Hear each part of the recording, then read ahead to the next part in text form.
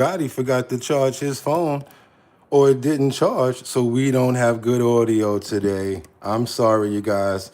It's going to be about 30 minutes before we can get any sort of respectable audio. Things happen. I do apologize for the hiccup. Yeah, but hope you guys are sticking there with me because that's the situation that we're dealing with. Yeah, that's the situation I'm dealing with right now. So I do apologize for that. But you know what? We're still here. We're gonna try to work with what we got, like we always do when we get in situations like this. Lisa got Liberty back, and everybody's good. And guess what? I'm ready to go. It's the best that I can do. They're ready to go. 30 minutes. We'll get the mics up. It's time to start the show. I hope you're ready, yo, yo, yo, yo, yo, yo. And we wind it up. Wind it up. Wind it up. It's 6 o'clock somewhere. And guess what? We got a new watch, but it ain't here yet. The old one still sings to old time. So guess what?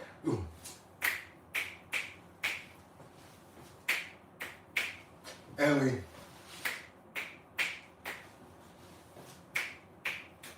that's right, y'all. Improvise. Open up those pores. We gotta open up those pores. Can't get what you want all the time, guys. Sometimes it happens. We gotta open up those pores. We gotta open up those pores. I hope you guys can see me, because I can't see myself on any screens. Can you guys see me right now? Because I just need to know that. The phone is on 1% power, and I'm running on, what I'm doing right now is I got it directly hooked up to the power right now. So again, I do apologize for this, you guys. But yeah, sometimes things happen. Sometimes things, I don't know if I'm over it. Okay, hold on, let me get this right. Boop, let's get that down. Everything else is right though. The whole show is right. I got everything else lined up. All I'm gonna need is to let this power charger go for at least about 30 minutes, and we'll be able to do what we do for Purple Sunday, y'all. You know what I'm saying? We're gonna do it. We're gonna do it. Just give me a second. Gotta get you guys right. I can't have you looking crazy up in here. There we go. I think we're good there. All right. Okay, Bugatti, you gotta improvise sometimes. Attention, please. Attention, please. Hope everybody's here is having a fantastic day. But let me tell you like this. Sometimes it happens like that. But as long as I can show up and do what I gotta do for a little while, you know, like I said, I'll just go ahead and throw the adapter in and we'll get the right type of audio. We gotta let it keep on going, you guys. Are y'all ready now? Because I cannot see myself. I don't know what's going on here. Oh, there we go. There we go. Oh, we on real exact time now. That's what it is. Let me see if I can just start this over one more time, because I do need to see myself. And attention, please. Attention, please. I'm going to say, take mace off. Take things off. Take rings off. And up. Everything off. Bracelets, yeah. Fame came off. Fool, what you want? We stifling fools. Fool, what you want? We life for your life for you. The rules, back them down, pat them down. Respect mines, I'm Brooklyn bound. Now I said Brownsville, home of the brave, putting work in the streets like a slave. Keep a rugged dress code, always in the stress mode. That it's gonna take you to your grave. So you think I don't know that? Blah, nigga, hold that. Blah, nigga, hold that. Blah, nigga, hold that. From the streets, cousin, you know the drill. I'm 999,100 short of a mil. And he up, yak that fool. And he up, get that fool. Get him, get him, get him, get him. Yo, hit that, yo, hit that, and he up, knock that fool. And he up, hit that fool. Hit him, hit him, hit him, hit him. It's the perfect timing. You see your man shining. Get him off them goddamn diamonds. So, yeah, y'all, what's up? Let's do it. It's time to do what we gotta do. I know we had some hookups, some hiccups, but y'all know what we do. We keep moving. And if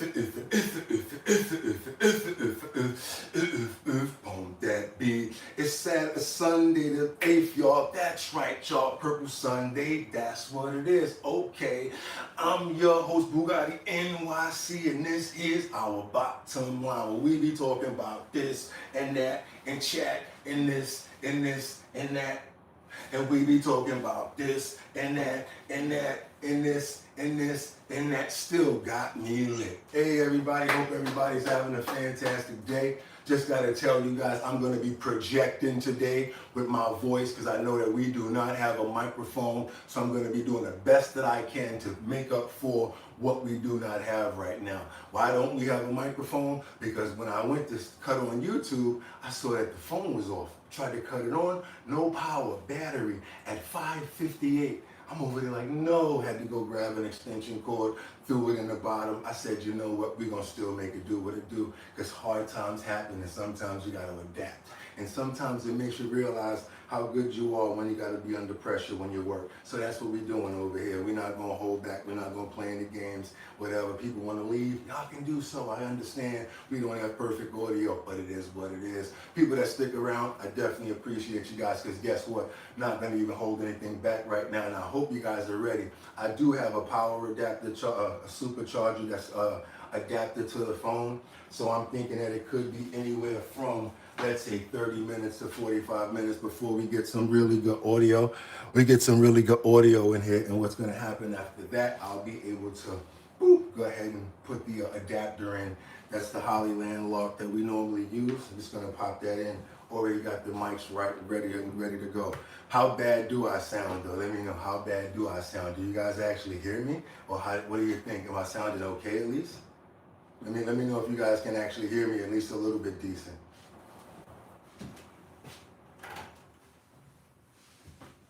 Yeah, let me know if you guys can actually, can you guys actually hear me a little bit decent? Let me know. Can you guys hear me? We can hear you. Not all that, but you can hear me. Okay, I appreciate that, you guys. Yeah. So what's going to happen is, like I said, I'm going to let the phone charge up a little bit out of nowhere. You guys are going to be able to hear some audio that's sounding much better. So don't worry about it. Somebody's going to start the super chat train. I appreciate that, because let me tell you something. After what I've been through these last 2 days, oh, it's been real. Just got to let you guys know. I'm just a really good actor. Should be getting the Academy Award. Let's just get into what we really got to get into, which is our bottom line. Because you guys could have went anywhere. But the fact of the matter that you came here to chill with me, I appreciate you. So I still got a job to do. Still got to bring you guys trending topics, current events, and much, much more. So you know what I'm going to say right now, right? I got 5 on it. I'm going to stack 5 videos at a time. All I'm going to ask you guys to do is stay on topic, stay on point. Let me know where you're chiming in from. Also, what time it is, regions and time zones. Why? I really like to go and get the content from where you guys are at. Why? Because it just makes the content that we're speaking about in the chat also much more better, so that we can have a real dialogue to talk about. Okay, so that's what we're gonna do. You guys know how we get down. If you've been here, it's not anything new, but the new people that are here, just want to let you know it's not always like this. We had a little bit of audio issues. We'll be getting that straight in about 45 minutes. So let's keep on moving forward, because what I got for you right now is not even gonna hold up, because like I said, let's get into these titles. That's right. Let's get into these titles. That's right, you guys. Come on. We got it right here for you right now. We have Trump.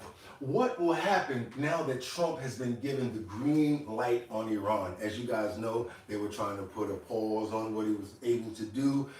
They had a couple of people in Senate and Congress that were pushing back against what was going on as far as the WAR in Iran. But now it's all free.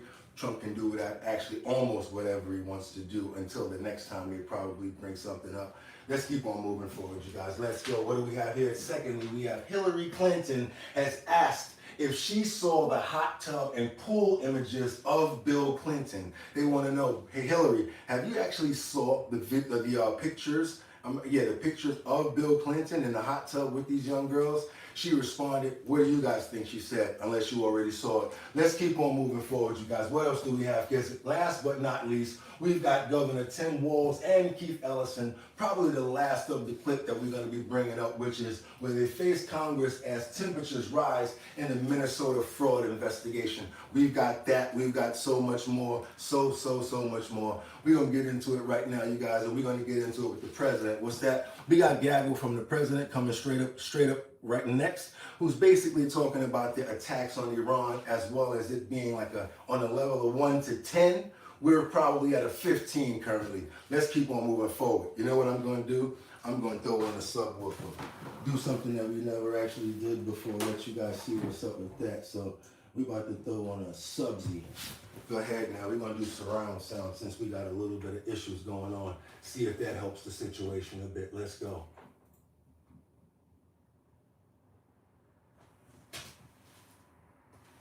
And tremendous progress has been made, as you're probably seeing just by watching. We're doing something. I built the military and rebuilt it and made it really strong in my first administration, along with a lot of other things we did. We had a great first term, and now we're using it. Unfortunately, we have to, but you're seeing how great it is. There's no military like it on earth, not even close. And we're doing very well in Iran. You see the result, and it's been amazing. We've knocked out 42 Navy ships, some of them very large, in 3 days. Just between you and I, for the whole year, I've been trying to be considerate and not disturb my neighbors this early at 6 o'clock. We could have been doing this. Just want you to know that. If you guys could hear what I just said, normally I would have been playing that, but I don't like to disturb neighbors early, but now it's an emergency. That was the end of the Navy. We knocked out their Air Force. We knocked out their communications, and all telecommunications is gone. I don't know how they communicate, but I guess they will figure something out. It's not working out too well. And they're bad people. They're just bad people. When you look at October 7th and beyond October 7th, look at all the killing that they've done over the years, for 47 years. And this had to be done. They were very close to a nuclear weapon. They would have had one if we didn't do our B-2 hit, Midnight Hammer. They would have had it 8 months ago. They would have had a nuclear weapon, and you know, they're crazy, and they would have used it. So we did the world a favor. And they said, well, how are you doing on a scale of 0 to 10? How are you doing with the attack? And I said, about a 15, I would say, with 10 being the best. Creators. Okay, guys, let's keep on moving forward, because, you know, just because we got a little issues right there, don't mean that I ain't loaded and locked with my clips and got everything else together. Let's keep on moving forward, you guys, because, of course, we got the State Secretary, Marco Rubio, who spoke about SHIELD, the Summit 2026 in Doral, Florida. Let me ask you guys a question. Is that the place that Kristi Noem is supposed to be going to work right now? This SHIELD situation that they're starting to bring up? Let's keep on moving forward, you guys. Let's go. All right, let's go. Potential. Some are fulfilling it, some are well on their way to fulfilling it, and this is important. We want to be a partner with you in that. Thank you, Mr. President. I want to thank all the leaders that are here today. I'll be very brief. First of all, Mr. President, thank you for making this region a priority. We've had successive American presidents say that the Western Hemisphere is going to be a priority, and they never do it. And the president has made it a personal priority. He's also a president of action. That's why I believe he will go down as the most historic figure and one of the most historic figures in American history, and certainly of the last 100 years, because of what he has been able to do and is doing right now with the Western Hemisphere. Thank you for your bold leadership. It's an honor to be able to serve in your administration. And Mr. President, 2 points I want to make. The first is, we have a lot of allies around the world, and we are grateful for our allies. And the countries represented here today, all 12 of the leaders here are allies, but they're more than allies, they're friends. At a time when we have learned that oftentimes an ally, when you need them, maybe may not be there for you. These are countries that have been there for us, and these are leaders that are not just allies, they are friends, and they are always willing to work and cooperate with the United States, so we're grateful for them. Appreciate As you said, Mr. President, these are also countries with extraordinary potential. Some are fulfilling it, some are well on their way to fulfilling it. And this is important. We want to be a partner with you in that. We want the world to see that when you're a friend and an ally of the United States, it is a good thing. It's reciprocated. It comes back the other way as well. And so the fact the president is here today and making this a priority is so critical. If I may, because some of these cameras cover in Spanish. You all right with that? Oh, good. We don't need an interpreter for this one. Quiero darle las gracias. I think I'm a good interpreter. You'll find out in a second. But las gracias a los países que están aquí hoy.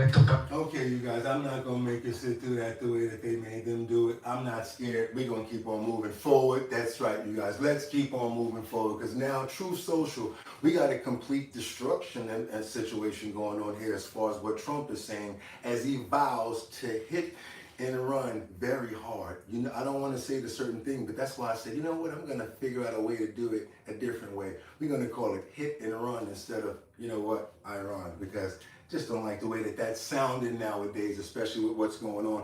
Run them jewels. Get them, get them, get them, get them. Yo, good now, boom. Yo, good now, boom. I had to listen to that in order to remember when we used to perform that on stage. That was crazy. And then I was able to do the ad-libs. You know, a lot of times between me and you, there's a song that you hear, and it just brings you back to a certain time. And that's something that I can never forget. I'm like, yo, how come I never did Annie Up on the joint? Okay, cool. Let me do Annie Up real quick and salute to the fam. Salute, fam. First family for life. You know what I'm saying? Y'all know how we do it. Get them! Let's go. Let's keep on moving forward. Like I said, complete destruction is what Trump is vowing as he hits and runs. You know what I mean by that. And very hard. Let's go. Actually, we have the Truth Social post. I've been actually looking to see if there's been anywhere where he's been actually verbally saying this. Actually hasn't said it yet. So moments ago, President Trump posted on Truth Social with a new warning to Iran. He writes, Iran, which is being beat to hell, has apologized and surrendered to its Middle East neighbors and promised that it will not shoot at them anymore. This promise was only made because of the relentless U.S. and Israeli attack. Today, Iran will be hit very hard under serious consideration for complete destruction and certain death because of Iran's bad behavior. Are areas and groups of people that were not considered for targeting up until this moment in time. And it comes after the president held a meeting with executives from 7 defense industry giants yesterday in a bid to boost production of higher tier weaponry amid the fighting in Iran. So let's turn to the wall and break down some of the numbers behind the conflict. Of course, from the very beginning, when you have asymmetrical warfare like this, you have a real problem because the United States has all of the money and the big weapons, but a place like Iran has lots of weapons, but they're much cheaper. Remember the stockpile that we showed you guys the other day that Iran had when it came down to the drones? This is the stockpile that they're talking about in our price spendage versus what they spend when it comes down to purchasing their weapons. Let's keep on moving forward. For example, they are firing hundreds and they have thousands of these Iranian drones that cost them between $20,000 and $50,000 a piece to make. They have been the leaders in making those cheap drones. It costs us somewhere between $2 and $5 million each for, say, Patriot interceptors, or the THAAD interceptor to cost as much as $10 million each. So you can do the math and see that $2 million to shoot down a $20,000 drone, the math is very much against the United States in a situation like that. At the end of the first week, you're talking about several $1 billion worth of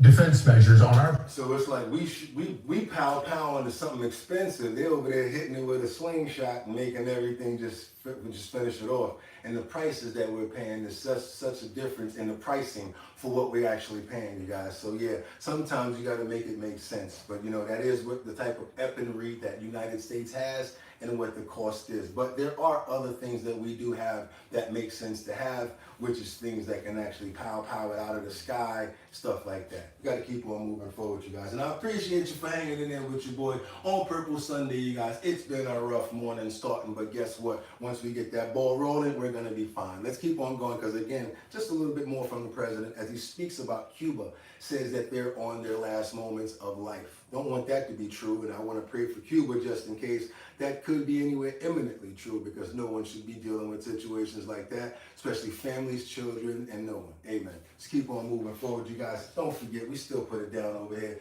No matter what, whatever the conditions, as long as I can talk, I'm still gonna do my show.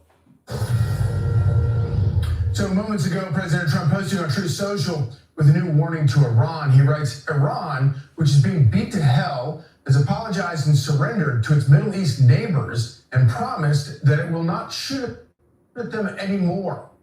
This promise was only made because of the relentless U.S. and Israeli attack. Today, Iran will be hit very hard under serious consideration for complete destruction and certain death because of Iran. Wait a minute, you just played that. Sorry about that, guys. Cuba, come on. We're looking forward to the great change that will soon be coming to Cuba. Cuba's at the end of the line. They're very much at the end of the line. They have no money, they have no oil. They have a bad philosophy, they have a bad regime that's been bad for a long time. And they used to get the money from Venezuela, they get the oil from Venezuela. But they don't have any money from Venezuela, they don't have any oil, they don't have anything from, people can't even, they land in Cuba, they can't get gasoline to fly out, they have to leave their planes behind. And they want to negotiate, and they are negotiating with Marco and myself and some others. And I would think a deal would be made very easily with Cuba. But for 50 years I've been hearing, as a little boy, I'd be hearing about Cuba. Cuba's a disaster, but I've been hearing so much about Cuba. But Cuba's in its last moments of life, as it was. It'll have a great new life, but it's in its last moments of life the way it is. And but our focus right now is on Iran, and we'll do that. I would say, what will you do? Take about 2 days off, Marco? No, he won't. Maybe an hour. He'll take 1 hour off, and then he'll finish up a deal on Cuba. That'll be an easy one.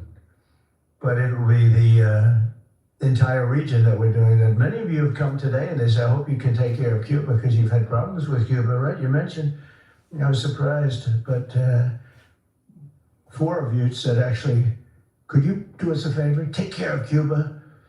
I'll take care of it, okay? Is he better in Spanish or in English? Let me ask you guys a question. Yeah, I just wanted to hear from the prayers real quick. Let me ask you a question. How many people over here love Senator Kennedy?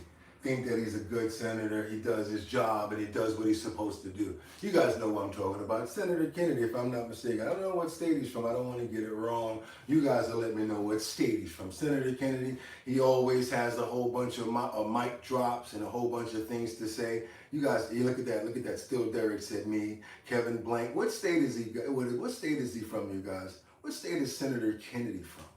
Kentucky. Yes, exactly. He has a lot to say, and a lot of times he'll say some stuff that you just be looking at him like, oh my God. And guess what? He had a lot to say when it came down to Kristi Noem.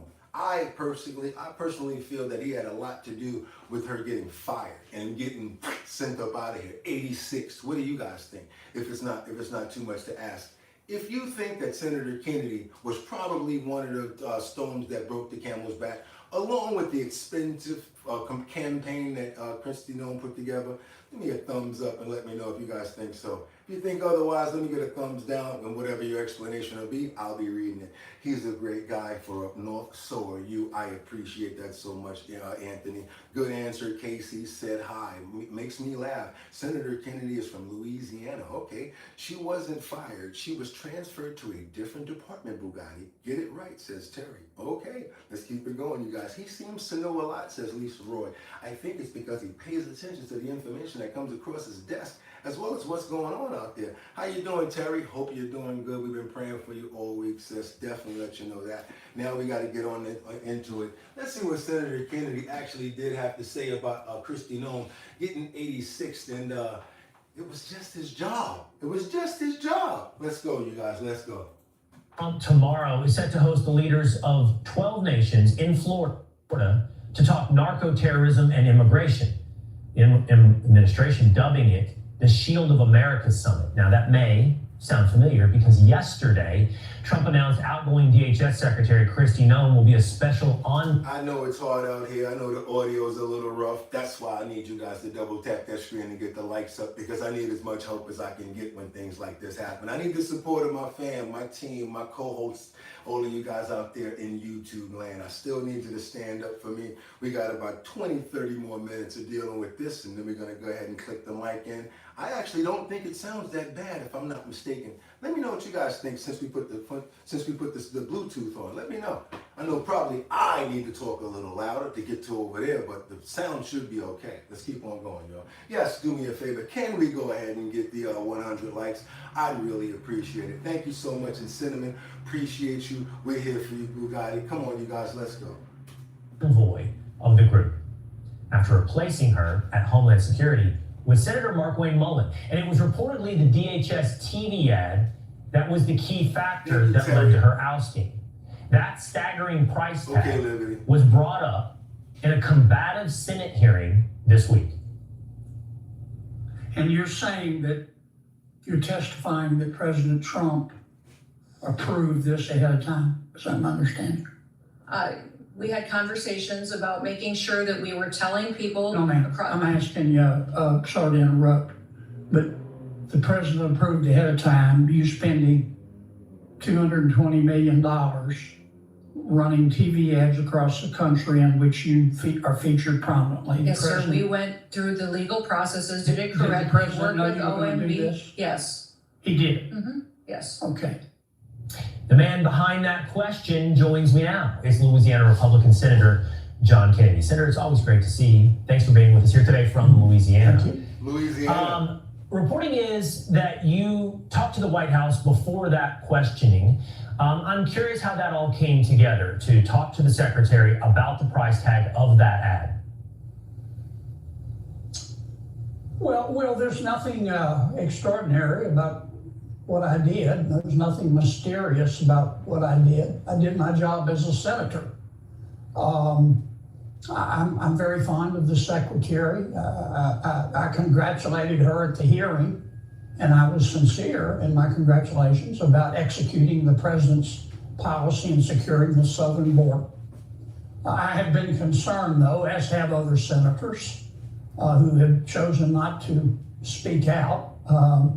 I've been concerned about the fact that we have managerial problems at the department for a while that are distracting from the president's and our agenda. And I knew before the hearing I had a list of 8 issues I wanted to bring up with the secretary. I only got to 2. I don't want to overstate this business about calling the White House. I called the White House 2 days before. I had a very brief conversation and just said, He's on the this week. Look, folks, I just want you to know I'm going to ask some tough questions. I didn't tell them the questions. We didn't talk at length about it. They said, okay, do your job, no big deal. I did my job as a senator. And one of the things I asked the secretary about was the fact that she spent $250 million putting ads out across America, $250 million, in which she was prominently displayed. They looked a great deal like political ads. And I found that breathtaking. And when I see what I perceive to be spending porn, I don't care who does it. I'm going to call it out. I'm pretty cheap when it comes to taxpayer money. I squeak when I walk. And he said I squeak when I walk. And that's what happened. It also came out, though the secretary denied it, that these were no bid contracts, and then apparently some of them did not go to people whose names she got off ZipRecruiter. They went to political friends, and we talked about that. And I was stunned when she answered. Malawi, how you doing? The president approved every single bit of it. Later that day, I got a call from President Trump. He was mad as a mama wasp. He said, Kennedy, I hope you understand that I had nothing to do with this. And I said, well, I do believe you, Mr. President. He was not happy. It was clear to me after that conversation that That's why she had to go. the secretary's time at the department was limited. That to be blunt, she was dead as fried chicken. And we talked about a few names that he might consider. Yeah, so basically he already was talking to Kennedy about stuff. It's like they had a long-standing relationship and called it out like, look, I had to ask her certain questions. I am who I am. She answered those questions in a different way that he didn't expect, basically bringing the president into saying that he decided and said it was okay. Probably trying to just get some more security on it. Like, yeah, they did say it was okay. Didn't think that he wanted to go up under that bus with you, Kristi. Should have went up under that bus by yourself. Let's keep on moving forward, you guys, because now we got to get on over to Texas, where guess what? The results are in for the Texas primary election, you guys. We got Jasmine Crockett and a bunch more people. You guys already know the turnouts, but just want you to see the actual numbers and where things are headed. Let's keep on moving forward, you guys. Double tap that screen to get those likes up. I would appreciate it right now, especially today. Got about another 20 more minutes until I go ahead and clap that audio and we're going to have better sound. Are in for the Texas primary, and a number of big races are headed for runoffs on May 26th. So let's take a look at some of the big races, starting with a closely watched U.S. Senate primary. Now, as expected, the Republican Senate primary is heading to a runoff between incumbent John Cornyn and Attorney General Ken Paxton. Neither got to that 50% of the vote. And the winner of that runoff will face James Tellerico. He defeated Congresswoman Jasmine Crockett to secure the Democratic nomination. In the contest for governor, Republican Greg Abbott easily won his party's nomination. He's seeking a fourth term as the leader of Texas. State Representative Gina Hinojosa will try to become the first Democrat elected Texas governor since Ann Richards in the 1990s. She easily won the Democratic Party. Now, in the race for the Congressional District 18, former Harris County Attorney Christian Menefee leads with incumbent Al Green close behind. Like Al Green might be getting up out there. And I'm not talking about the Al Green you think I'm talking about from Love and Happiness. Not that one, this one. Redistricting moved Green's home into the 18th, so he entered the race, setting up this rare matchup between two sitting Democrats. Now, the winner of the runoff will face Ronald Whitfield. He locked up the GOP nomination. One upset in the District 2 congressional seat, Steve Toth has unseated Dan Crenshaw in District 2. Now Toth will face Democrat Sean Feiney in November. And now to the race to replace Harris County Judge Lena Hidalgo. For the Democrats, former Houston Mayor Anise Parker is the front runner, but failed to clear that 50% mark. So this race is also heading to a runoff. And for the Republicans, the race is just as tight for... Okay, you guys, I tried to give you as much as I could because I know what somebody was going to say. Hey, why didn't you let us see the numbers from such and such? Gave you all of it. Do your boy a favor, double tap that screen, get those likes up. We're about to get this audio together. About 10, 15 more minutes, you guys. Let's get on over to California, Riverside. We got the police department that's planning to fire a couple of other police officers. Guess why? Because they have handicap tags on their personal vehicles. My question is this: do you guys see anything wrong with having a handicap sticker on your on your personal vehicle if you're a police officer? It kind of seems like a really fine line right there, because my question is, how can you be handicapped and be a police officer unless there's a clause somewhere? You guys in the chat, let me know what's going on right here if I'm wrong about it, and please educate me as well, because I just have certain questions when it comes down to certain things like that. I mean, you're handicapped at home, but you're not at work. That's just my question. If they have other terminologies, other things that they have maybe to determine it, that's fine with me as well. But let's keep on moving forward, you guys. Iggy, appreciate you as well. Thank you so much for sending out those memberships, because I appreciate you. Don't know what's going on. I see you're in the comments and you're saying some stuff that's going on. Really want to find out. I really want to know what's happening with your brother. I got a lot going on right now. My responsibility is the show. I definitely will call it out if I see what you're talking about right there. And if anything that we can do over here at the show to support you, just want to let you know that we will definitely try to do that. So sorry that I just can't catch every single message that's going on. Got a responsibility over here as well. It's already hard out here for a pimp when you're trying to get the money for the audio.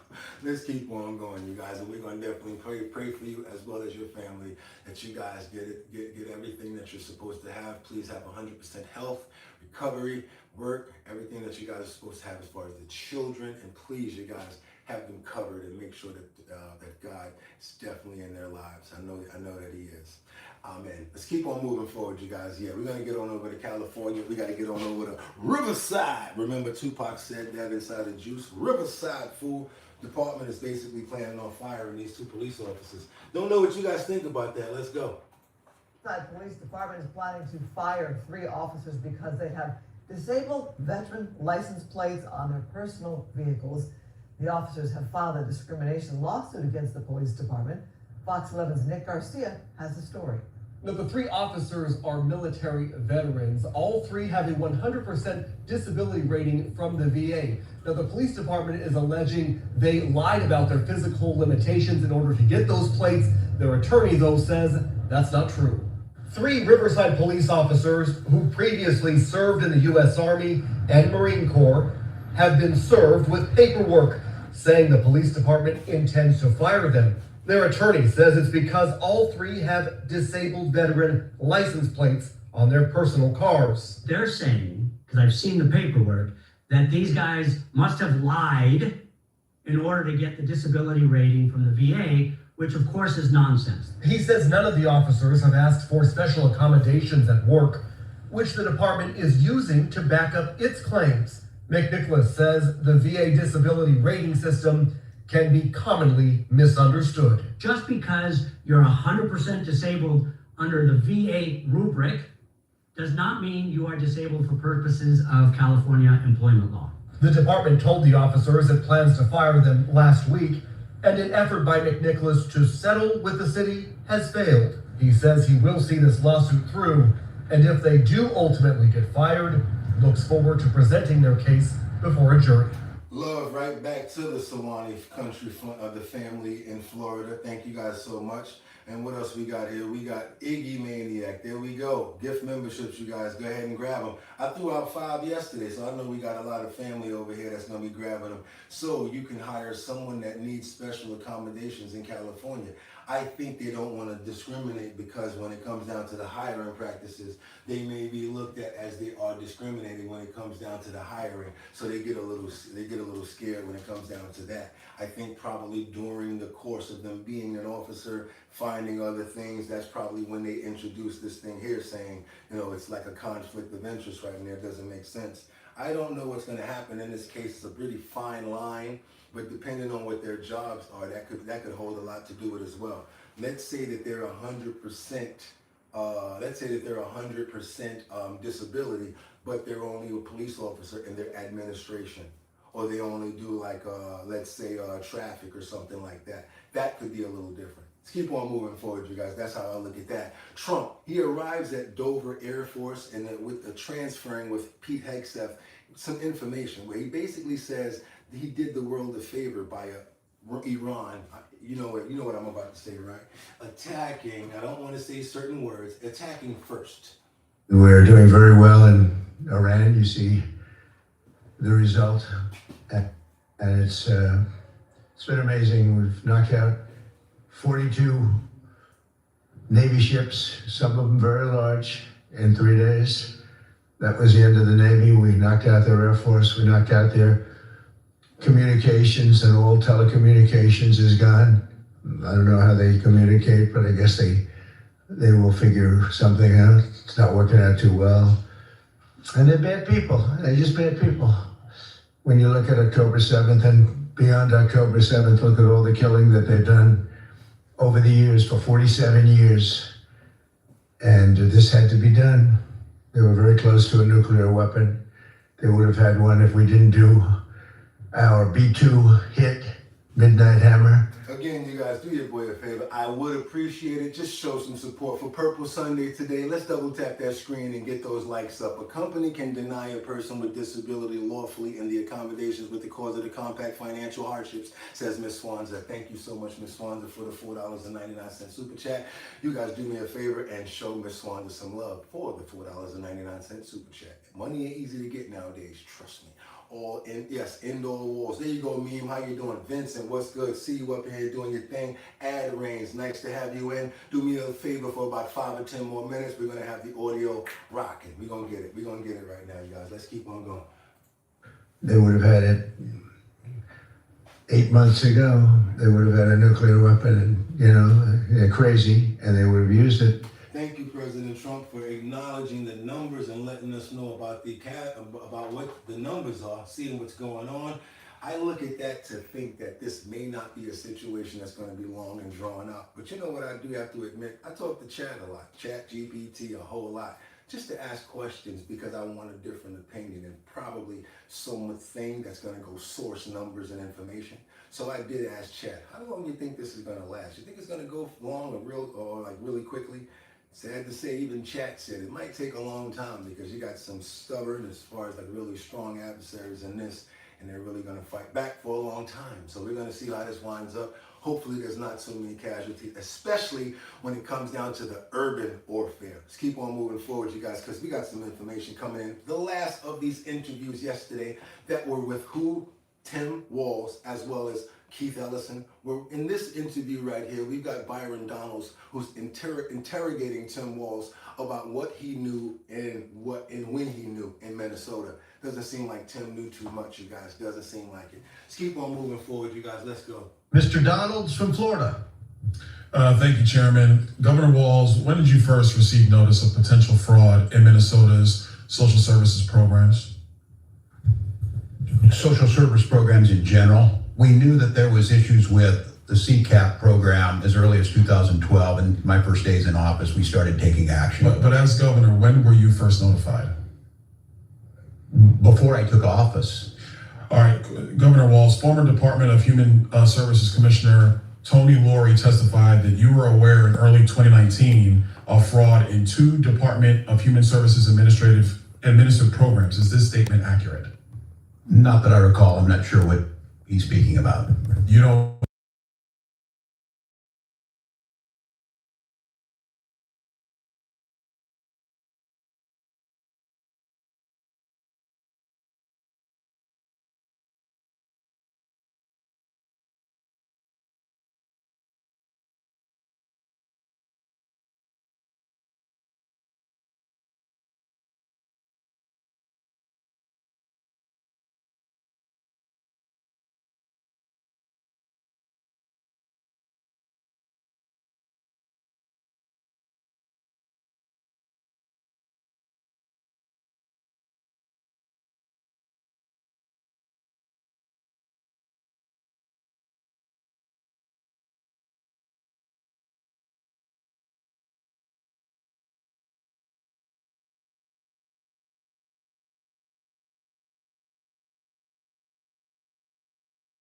Point. So we're going to get out and we're going to come back in and we're going to stay calm. That's what.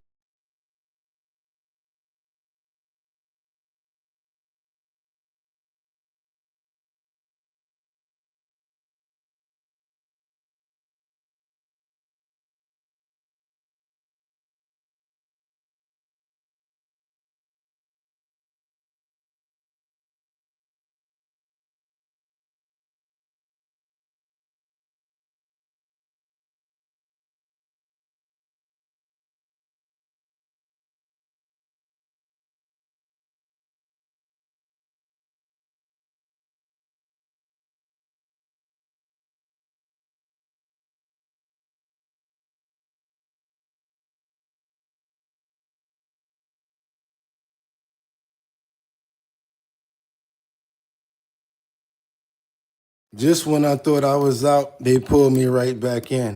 Just when I thought I was out, they pulled me right back in. Nope, that's not going to work. They're not going for it. They don't want that to happen today.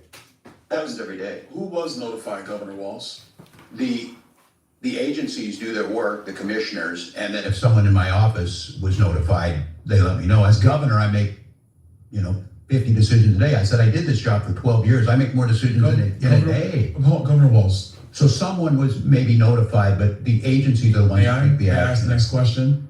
We have it under sworn testimony in the Oversight Committee that your former chief of staff was notified directly by these various commissioners about the fraud in Minnesota. That could be correct. So are you saying that your chief of staff didn't notify you? I'm saying I don't recall whether he did at that time or not, but we took action. So I'm assuming when we put our budgets together, based on that, we put a package together for that legislative session. Let's talk about budgets, Governor Walz. Feeding Our Future went from $307,000 in 2018 to $199 million in 2021. Are you aware of this increase in budgetary costs from Feeding Our Future? Not specifically, but I know it increased during the pandemic. The Housing Stabilization Services went from $27 million in 2021 to $105 million in 2024. Are you aware of this increase, Governor Walz? Not specifically, but I know it increased. All Citizen Centers went from $24 million in 2019 to $342 million in 2024. Are you aware of that?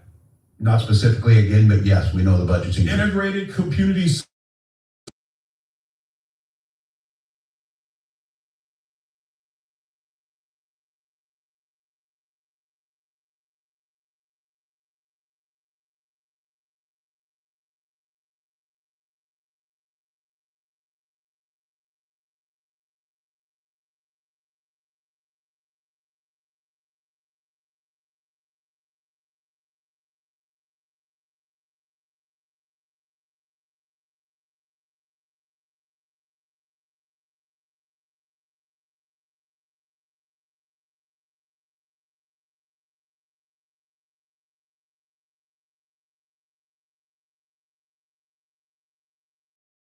standards for proof of administrative fraud. The standards where we had to prove it were so high it was impossible to try and do it. So we lowered what it took to show that fraud was happening. And what did you do with the results of lowering the standards to prove fraud? What did you do? Put 79 people in prison and Well, Governor Walz, the fraud continued to increase.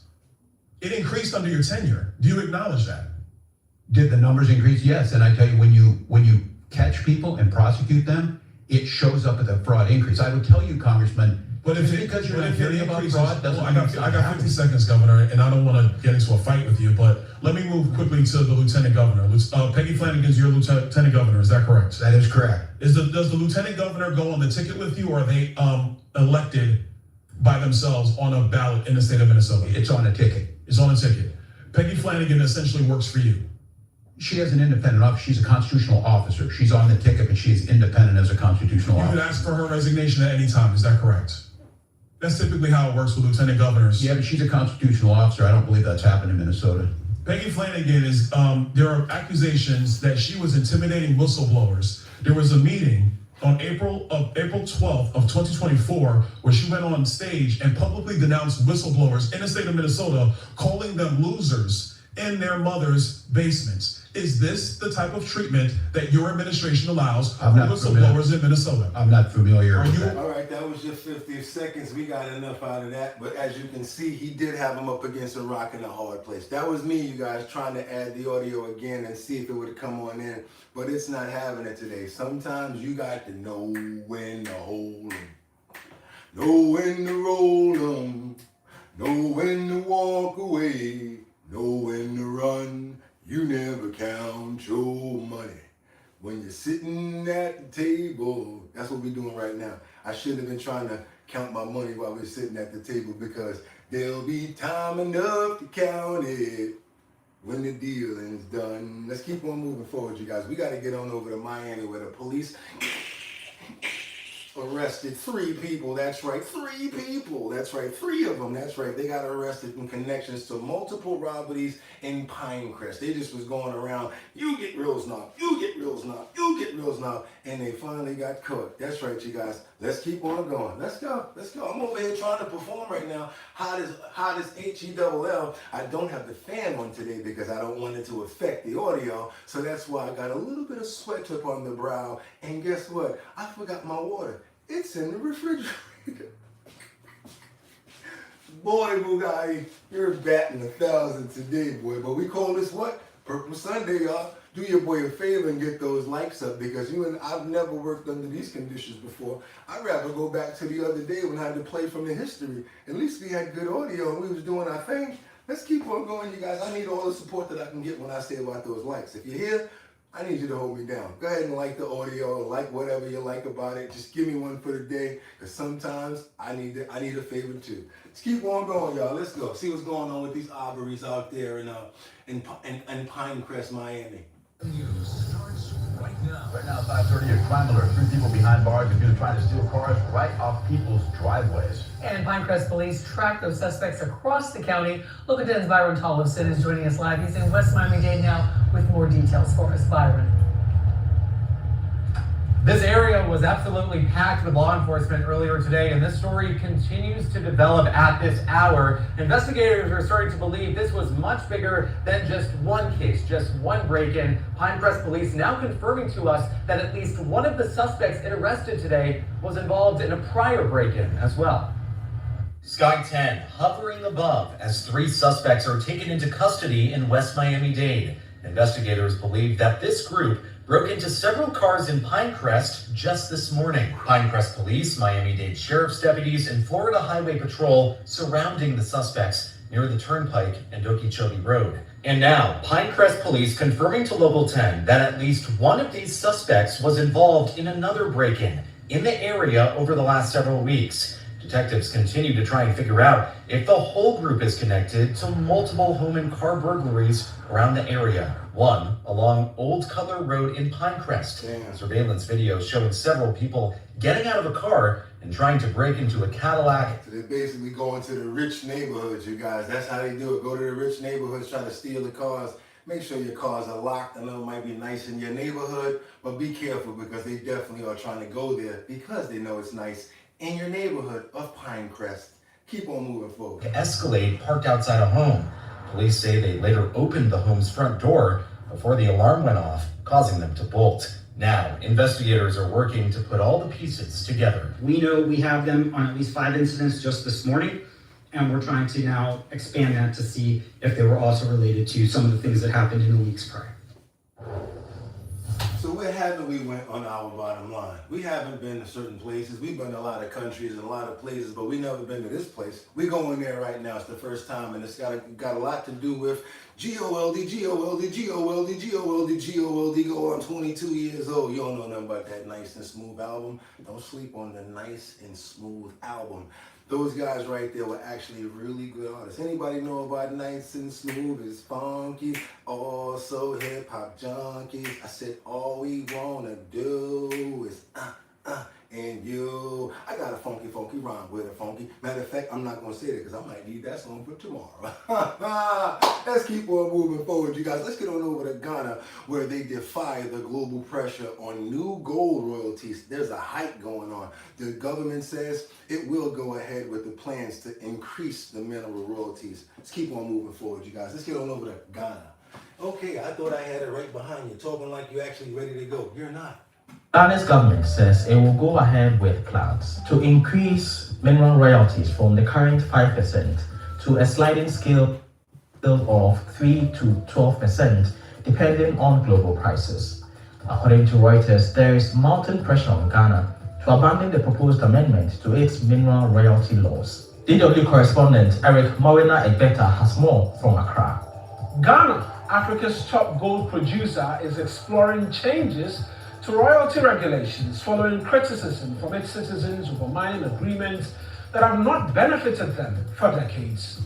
However, according to reports, global powers and top mining executives are concerned that this new direction could squeeze profit margins and increase operational costs.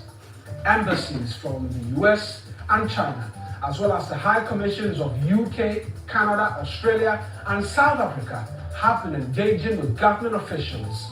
But Ghana says it is determined. In as much as the sentiments are welcomed and duly acknowledged, nothing would change as of now. Indeed, there are other mechanisms, or if you like, policies that are going to be subsequently rolled out to ensure that foreign mining companies, for example, have very pleasant working experiences in Ghana. But for the current royalties proposition, nothing is changing about it. But what I don't understand about it, even though you guys don't think I was paying attention because I was going in the kitchen to get my water, what I don't understand about it is like this. Why can't it be like vibranium? Why can't it be like that? You know how they have a certain place where they make vibranium and only those people right there deal with it? Shouldn't the people of the land actually own the minerals that's on their land, no matter who came and fake claimed it? I'm going there with it today, you guys, because you know why? It's starting to be to the point where nothing is sacred. Not gold, not minerals, not anything that you own. You got some property somewhere, it happens to have some gold or some mineral rights on it. Next thing you know, hey, we just had to rezone it and they're going to take it from you. So that's my thing. I don't like when things like that happen. There's nothing wrong with actually being good enough or smart enough or respected enough to own your own minerals and actually have the control over them. I understand what these guys are doing and what they're saying as far as like tax hikes and things like that. How about they use the money to actually create their own mills and their own places to put people in work out there in those places so that they can get up out of their stress and the poverty that they're in. You guys can please hook me up and tell me tell me what's going on with that conversation right there. I'd like to know what you're thinking. An amazing one at that. You guys are talking about the water. Thank you so much. I really appreciate that. It's just a thing because of the people running things. We've got True Talk. BOOGOTTINYC. Thank you. 100. Kendra 100. Thank you. Exactly. That's true about under your property mineral rights. Exactly. I explained my Minecraft theory earlier. Okay, Cinnamon, I understand. I didn't get it. Sorry. Iggy, what's going on? Hit me in my email, bridgethisllc at gmail. Oh, I love you too, boo. She's saying you got this. Don't worry. I got somebody over there like, don't worry about it. You got this. And I appreciate you. You know, it's just the first day that I ever did something like this. And I'm always trying to be sneaky. So while I'm letting it play, I'm like, yo, let me just throw it in. And then maybe the audio would come in. Hollyland said, we don't work like that. We don't work like that. We don't work like that. Let's keep it moving, you guys. Okay, I think we're going to get up out of this because we understand what's going on. But again, why can't you own the rights to what's under your land if that's where you're from and then enrich your people and come from that? That's how we think over here because they do it in other countries. I got oil over there. You think y'all got oil over there? You think you're gonna let them Africans go over there and start? You're not gonna let them do that, are you? Exactly. Let's keep on moving forward over to Texas. I told you one time, my friend, first time I went to Texas, I was in what's that? One of the favorite places I used to eat at, Papa Do's. I'm in Papa Do's and I ain't know no better. That's how they talk in Texas, by the way. They talk like that in Texas. So I'm in Texas, right? And they say, yeah, let me tell you what you need to do. This is what you need to do. I told you guys what they told me to do. They said, say, the stars and stripes are big and bright. And then wait, and everybody in here gonna say, deep in the heart of Texas. I was like, yo, for real, that's how it is? Oh man, I'm gonna do that. So we all in there chilling and everything. I'm going in there, I'm eating my food and all of that. I didn't know that Papa Do's got people from all over, didn't you? I'm like, okay, whatever. I'm just thinking, oh, a whole bunch of people from Texas. We gonna have fun today. Order my food. It's still looking delicious as it sizzles on the plate. Sizzling like crazy. I'm like, I'm gonna tear this food up. But first, I gotta do what they said I gotta do. Yo, go on, do it, Bugatti, go on and do it. So everybody it's gonna make you feel good, like you're part of Texas. I said, okay, cool. So I'm looking around, I'm like, okay, hope I ain't bothering nobody. And then I used the big voice. The stars and stripes are big and bright. People just is like, I'm talking about over the back of the balconies, behind the chair looks. I'm talking about sliding back, looking at me. Not one person said deep in the heart of Texas. I looked at them some bitches. I said, you know what? I'm going to get each and every one of you for this bullshit that you just did to me. Now do your boy a favor for being totally embarrassed in front of probably about 120 something people in the dining area of Papa Do's. You guys know Arlington, Mansfield, that Papa Do's? That's the one I did it at. You might even want to go there because they probably remember. Remember that guy that? Yeah, we remember him. Let's keep on moving forward, you guys. There we go. Let's keep on moving forward. I know it's crazy, but I tried. I tried to get some camaraderie going on. Let's get on over to Texas. We got, what's this? Over 129 911 calls are coming in from a detention center that's in Texas right now. And it's actually coming from a ICE detention center, many different things as far as like, I think they call it for hospitals and hospital visits and more. Also different things that are going on there. One person was on an homicide and a suicide mission. Keep on moving forward, you guys. And I wanted to tell you guys this story here because, of course, it's the other side of things that we never hear about. And if many people are speaking about it, I'm not playing favorites to it. If it's real, I'm giving you guys what it is. Let's get on over to Texas so I can show you what's going on in this detention center. Just to the emergency. We're at Camp Montana East ICE detention facility. We currently have a detainee actively suicidal or attempting to hurt himself. The Associated Press obtained 130 911 calls involving the nation's largest immigration detention facility set up at Fort Bliss Army Base in Texas. I have a patient here that's suicidal and homicidal. This is a 27-year-old female. She's 12 weeks pregnant. She has extreme low back pain and a headache. She's not eating, she's not drinking. Along with interviews and court records, they offer a disturbing portrait of overcrowding, medical neglect, malnutrition, and emotional distress. Every day felt like a week. Every week felt like a month. Every month felt like a year. You know, the torture, just, you know, the lack of sleep, the lack of food. Inhumane is my main word. Owen Roman Ramsing spent nearly 5 months at Camp East Montana before he was deported to the Netherlands in February. I lost everything. Everything. They're getting substandard food. They're not getting the medical that they need.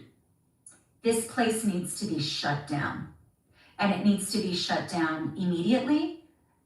The Texas Democrat has called for an investigation into the contractors running the facility. People should be moved by the abject cruelty, but if they're not, I hope they're moved by the fraud and corruption. A Department of Homeland Security spokesperson said, quote, claims that there are subprime conditions at ICE facilities are false, adding that the detainees receive food, water, and medical treatment in a facility that is regularly cleaned. Ramsing was a legal permanent resident when he was detained last September, flying back into the country. Immigration authorities cited a drug conviction when he was 16, for which he had served prison time. I had at least 60 notarized, what do you call those? Character letters. Character letters from very high-powered people, talking about, you know, attorneys, doctors, police officers. I'm a big part of the community of Columbia, Missouri. During his time at Camp East Montana, a Cuban man died in early January of asphyxia after he was restrained following what ICE said was a suicide attempt. Ramsing says he overheard a guard say that there was a $500 bet over whether the next suicide would occur by a certain date.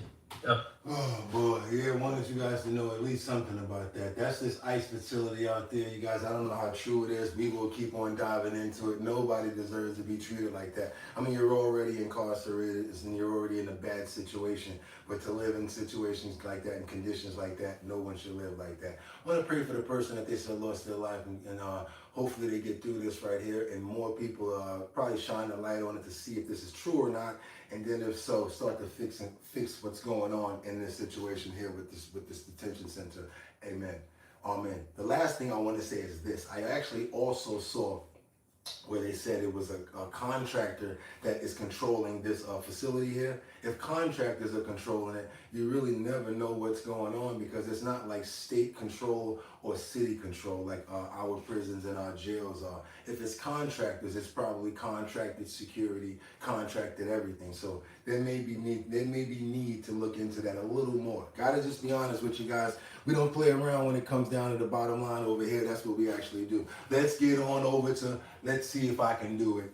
New York, and if I can make it there, I'll make it. Bum, bum. Anywhere, it's up to you. New York, New York. Yeah, we got the situation here with this 14-year-old in Brooklyn. I don't even want to say that word, and I guess that Apple didn't want to write it there, but they found out that it's a 14-year-old, you guys. Hate to report it. 14 years old. I don't know how old you guys are, but we're probably way far from 14. Anytime I see a story like that, I'm always like, wow, the years that this kid could have had, never know what his life could have been like. 14 years old, pow in the head in Brooklyn. Let's keep on moving forward, you guys, to get into this story, see what's going on here. You guys got to be careful out there. Myself too. I can't just be practicing what I preach. Got to make sure I watch myself as well. Can't be getting into small arguments and all sorts of stuff because things are much different nowadays. So yeah, let's keep on going, you guys. Let's go. News this morning, a teenage boy pronounced dead after a shooting in Brooklyn. And now the search is on for multiple suspects. John Diaz joining us live from the scene, Sunset Park in Brooklyn, with the latest details on the case. John. Yeah, good morning, both of you. Police telling us they're still searching for 3 people here in this case. Last seen wearing a ski mask because as they ran away. Now, the crime scene has since been cleaned up. You can see just one cop car still remains out here. But take a look here at this video. This is what it looked like out here earlier this morning. It shows a bullet casing scattered here along the street near 9th Avenue and 44th Street here in Sunset Park, Brooklyn, where police say the shooting happened just after 11:30 Friday night. Investigators say a 14-year-old boy was shot in the head, and sources telling us it happened while he was inside a car. Police say someone then drove the teen to Maimonides Medical Center, where he was pronounced dead. Now, officers also taped off a vehicle outside the hospital, believed to be the one used to take the victim there. And as you can see in this video, the back window of that SUV, well, it is shattered. We spoke with a man who lives right in front of where the shooting happened. Take a listen. It's crazy these days, I know it's crazy. I don't know what, nobody argue. I just heard one shot, it was pretty low. I thought it's fireable. Now, police say the 3 suspects were not only just wearing ski masks, but also dressed in all black. And investigators say the shooting stemmed from some kind of dispute, but they're still working to figure out what exactly that was all about. Do me a favor, you guys. I know the audio is a little bad today, but we definitely can get those numbers up. I haven't asked, but I really would appreciate it. I need you guys to really do me a favor. Double tap that screen and get those likes up to get more people over here to hear the terrible audio. Because guess what? Not only do we have terrible audio, but we still have the health and wellness section. And I'm going to bring you guys up on a couple of things because guess what we're about to do?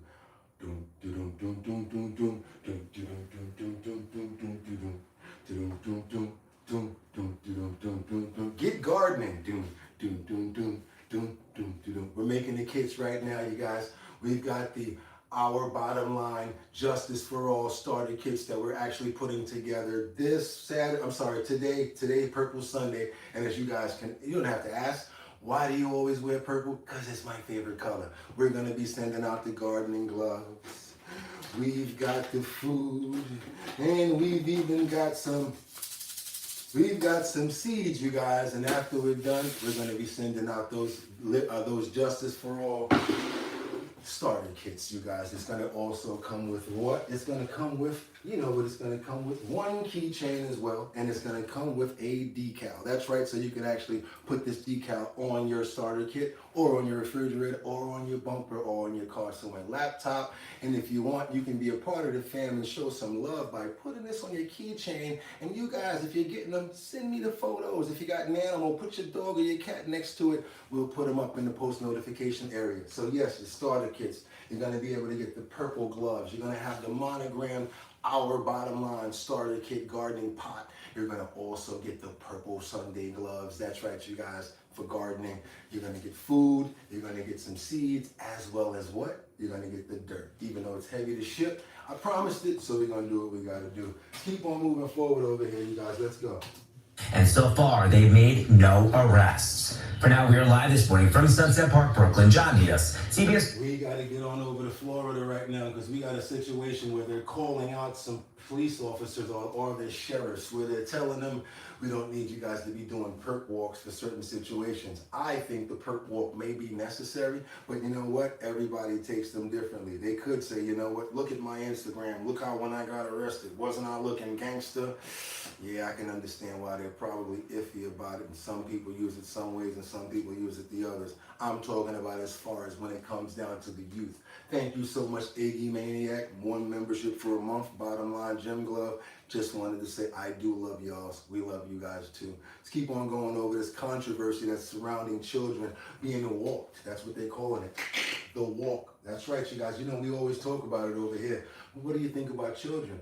Do you think children should also get the walk? That's my question to you guys. If you think that children that commit serious crimes, should they get the walk the same way in front of everybody, or should they be brought in the back door, hidden, and not letting everybody see them? If you do agree that they should get the walk, let's get the thumbs up. I'm talking about the walk with the camera.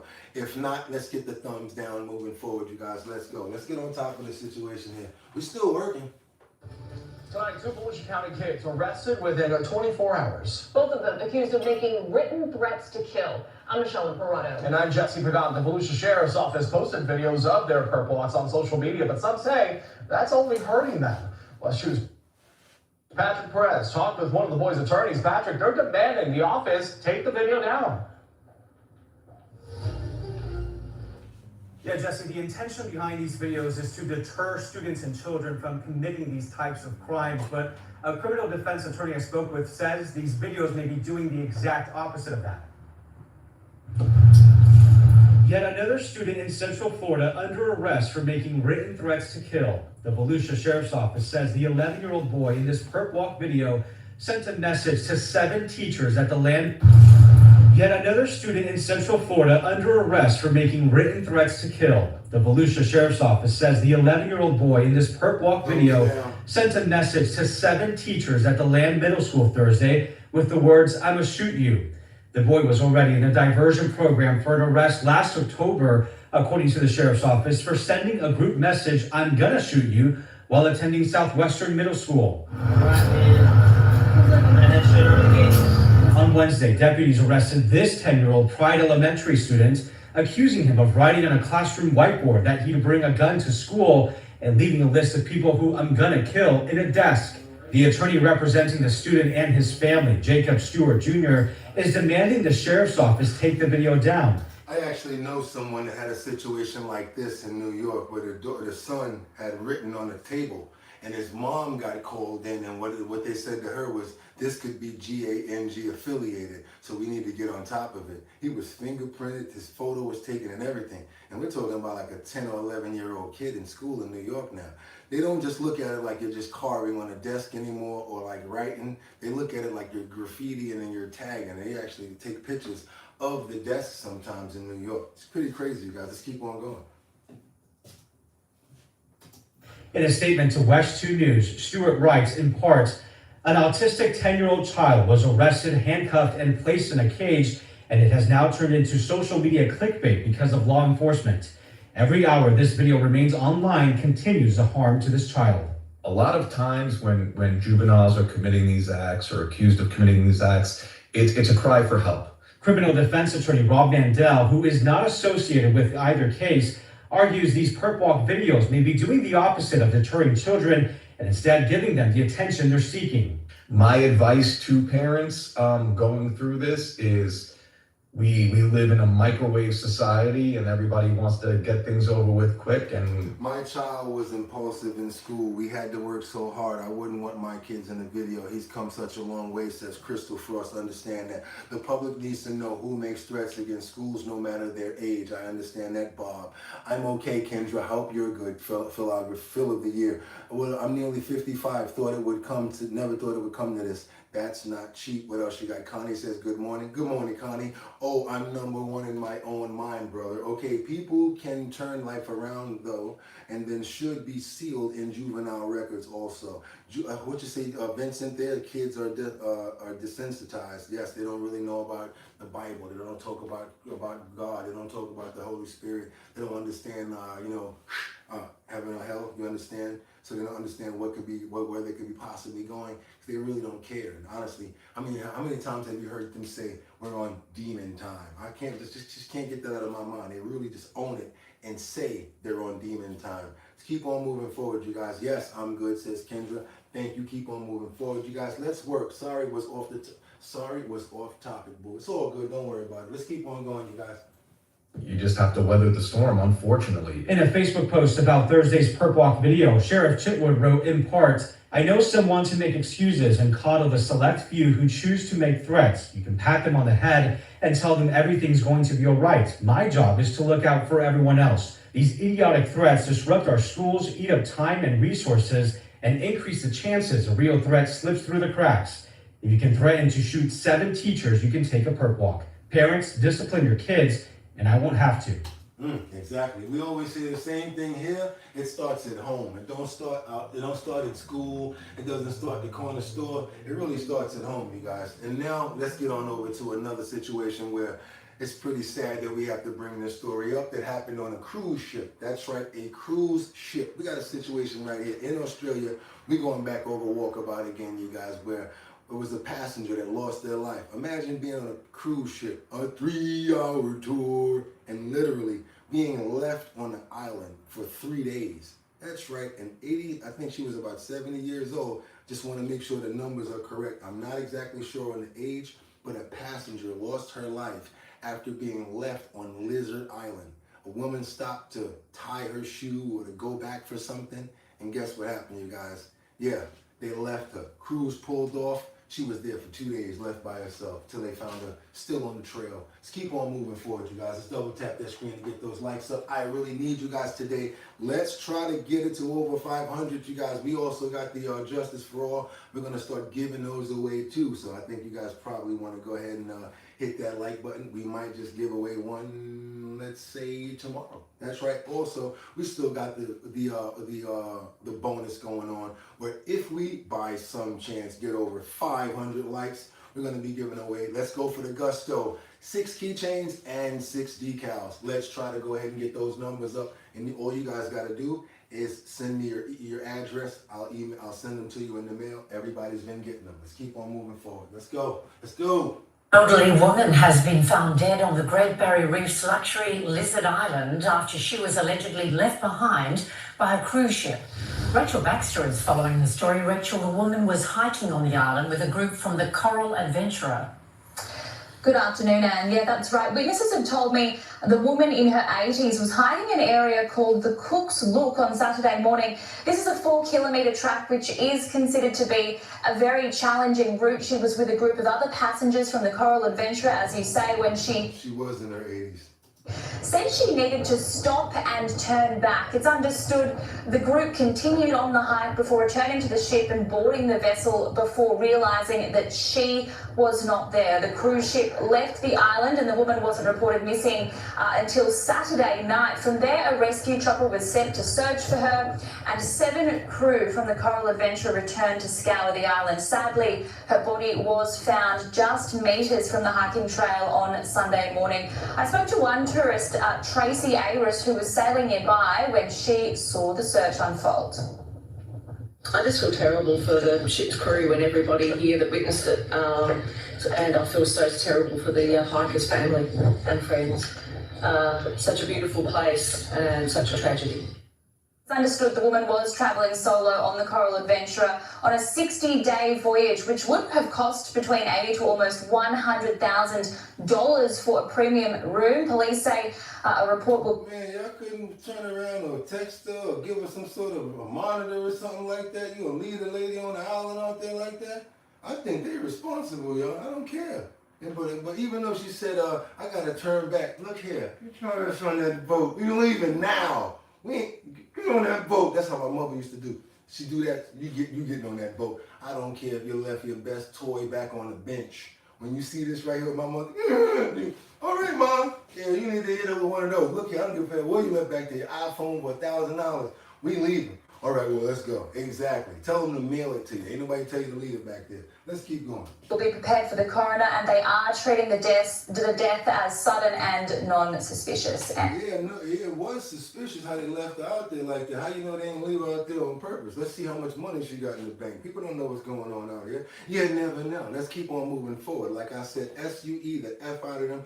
My nickname used to be Sue in the middle, and it used to be like my name, Sue the World, and my last name. So whatever your last name is, if you get down like me, for instance, your name is liberty, sue the world, and justice. You get what I'm saying, right? Because you're not playing when it comes down to getting yours and being whole, is what they say when you take somebody to court. Left a lady on the island like that. Don't they at least take a damn head count like what the hell are they talking about on field trips? She paid her money. That's right. A lot of money to go out there and be with them right there. Yeah, they are responsible. Hit that purple Sunday like button. I really would appreciate you guys. Terry Cohn is up in the building right now. Maybe she knew that she was, and the last was her hoorah, not defending, just saying we don't know her side of the story, but still sad.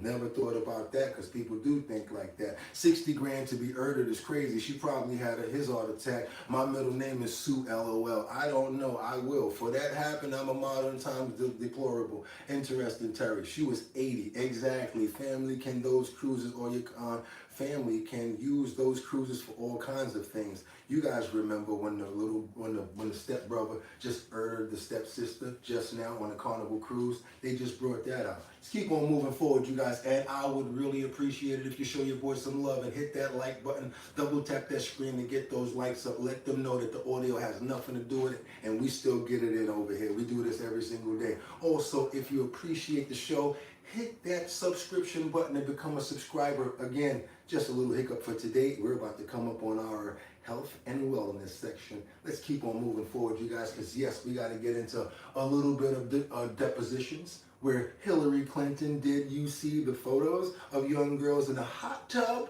with your husband? That's the question that was asked. Did you see the photos? Just want to know that. Let's see what Hillary had to say about this when she was asked certain questions in the deposition. Let's keep on moving forward, y'all. To your husband or only President Trump? I have said that my husband has been subpoenaed. He will appear. He will answer your questions to the best of his ability, but there is no evidence whatsoever of any connection with Jeffrey Epstein's crimes, and I think that will be Did you see the photos of your husband with young girls related to Jeffrey Epstein? I saw the few photos that my lawyers showed me. Did you also see the photos of your husband with Jeffrey Epstein and Ghislaine Maxwell? I have seen such photos. They're out there, right? Yes. I imagine you're familiar, but I just want to make sure. Since seeing these photos, have any questions about the content, locations, general circumstances come to your mind? No, that it was unfortunate that he ever, did anything with Jeffrey Epstein. But there was no curiosity. Think this chip is BS? Watch this. I put this in my ears and I haven't asked anyone to repeat themselves. Let me tell you something real quick. Somebody just set up somebody in the comments, right? They said, tell Bugatti to get YouTube Premium. He likes that. In reflecting that, I started laughing at that because I don't like it, but you know what I like? That's when I look at you and say, you're such a stinker. That's a real funny one right there. When you know a joke on somebody that'll mess them up, send somebody to do it. I saw that. Don't think I didn't see that. Somebody was like, yo, tell Bugatti to get YouTube Premium. He loves it when you tell him that.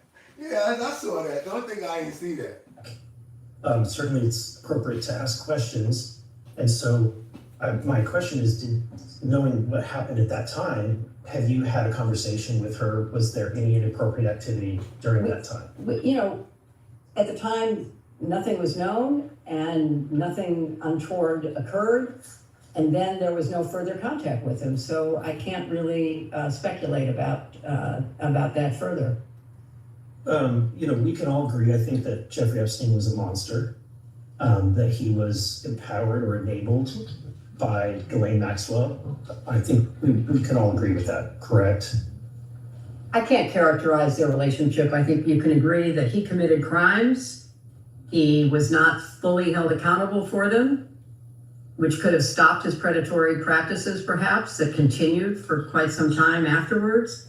And then he was finally indicted for serious crimes, and he was in prison, and then he mysteriously died. I just don't understand how people always be having their kids around these people. Seem like real high-powered people, no matter who it was. Paris Hilton, yeah, you tried to say he wasn't around until we found those photos.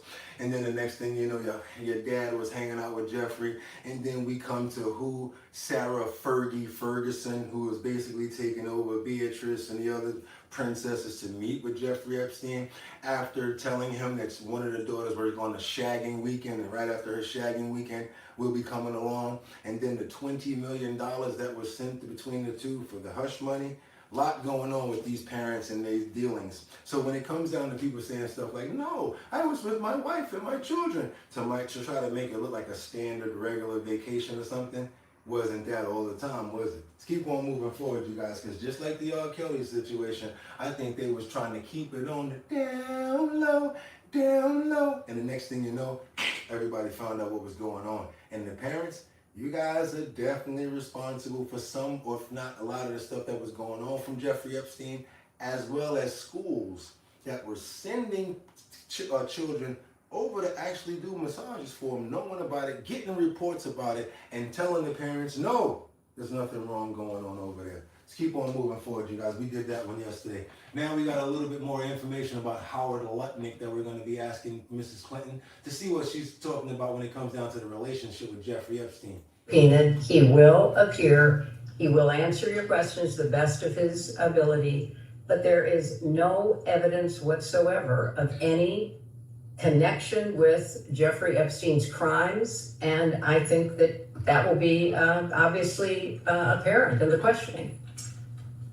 What makes you so sure of that then? I mean, he's photographed with... Objection to speculate on something that's not... Yeah, it is so speculative. I mean, swimming in a pool, sitting in a hot tub, there are millions of people who do that without any improper behavior or certainly committing any crimes. So I think most of the men are like your husband that did anything wrong. Were they being surrounded by young women giving them massages on Jeffrey's private estate or private plane? Are they all innocent then? You know, you are making assumptions in your questions that have not been proven, and I don't believe are provable. Okay, why did you wait Stand by your man. Stand by your man. Because in this instance, if she don't, he gonna have to pull her up under the bus too. Let's keep on moving, y'all. Let's get on the DJ Bill Clinton, Mr. Sax Max.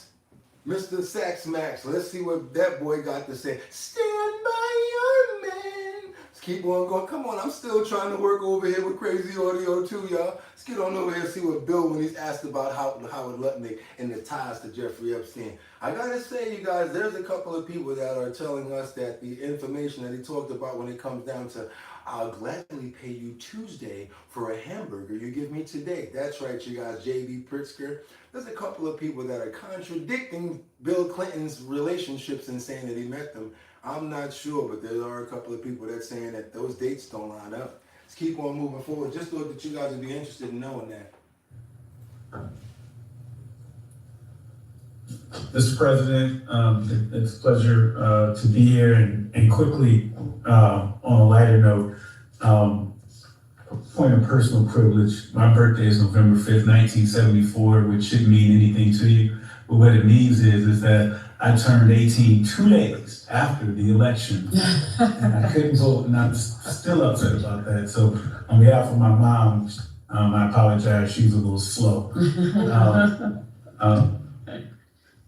President Clinton, as counsel noted at the beginning of this deposition, Donald Trump posted on social media that he wanted Attorney General Pam Bondi to investigate you and other prominent Democrats in order to distract from his own close ties to Jeffrey Epstein. That post was previously marked as Minority Exhibit B, which you already have. Yep. President Trump's post refers to Jeffrey Epstein's crimes against young girls and women as the Epstein hoax. His post also completely ignores several other high-profile individuals, including Republicans and allies of President Trump, who were known to have had relationships with Epstein. In fact, the Epstein files contain numerous officials in the current and previous Trump administrations who have connections to Jeffrey Epstein, including Howard Lutnick, RFK Jr., Steve Bannon, Tom Barrett, Kevin Warsh, and Mehmet Oz, to name a few. President Clinton, to your knowledge, has the Trump administration done anything at all to investigate these other individuals with ties to Epstein? Well, I wouldn't be in a position to know that.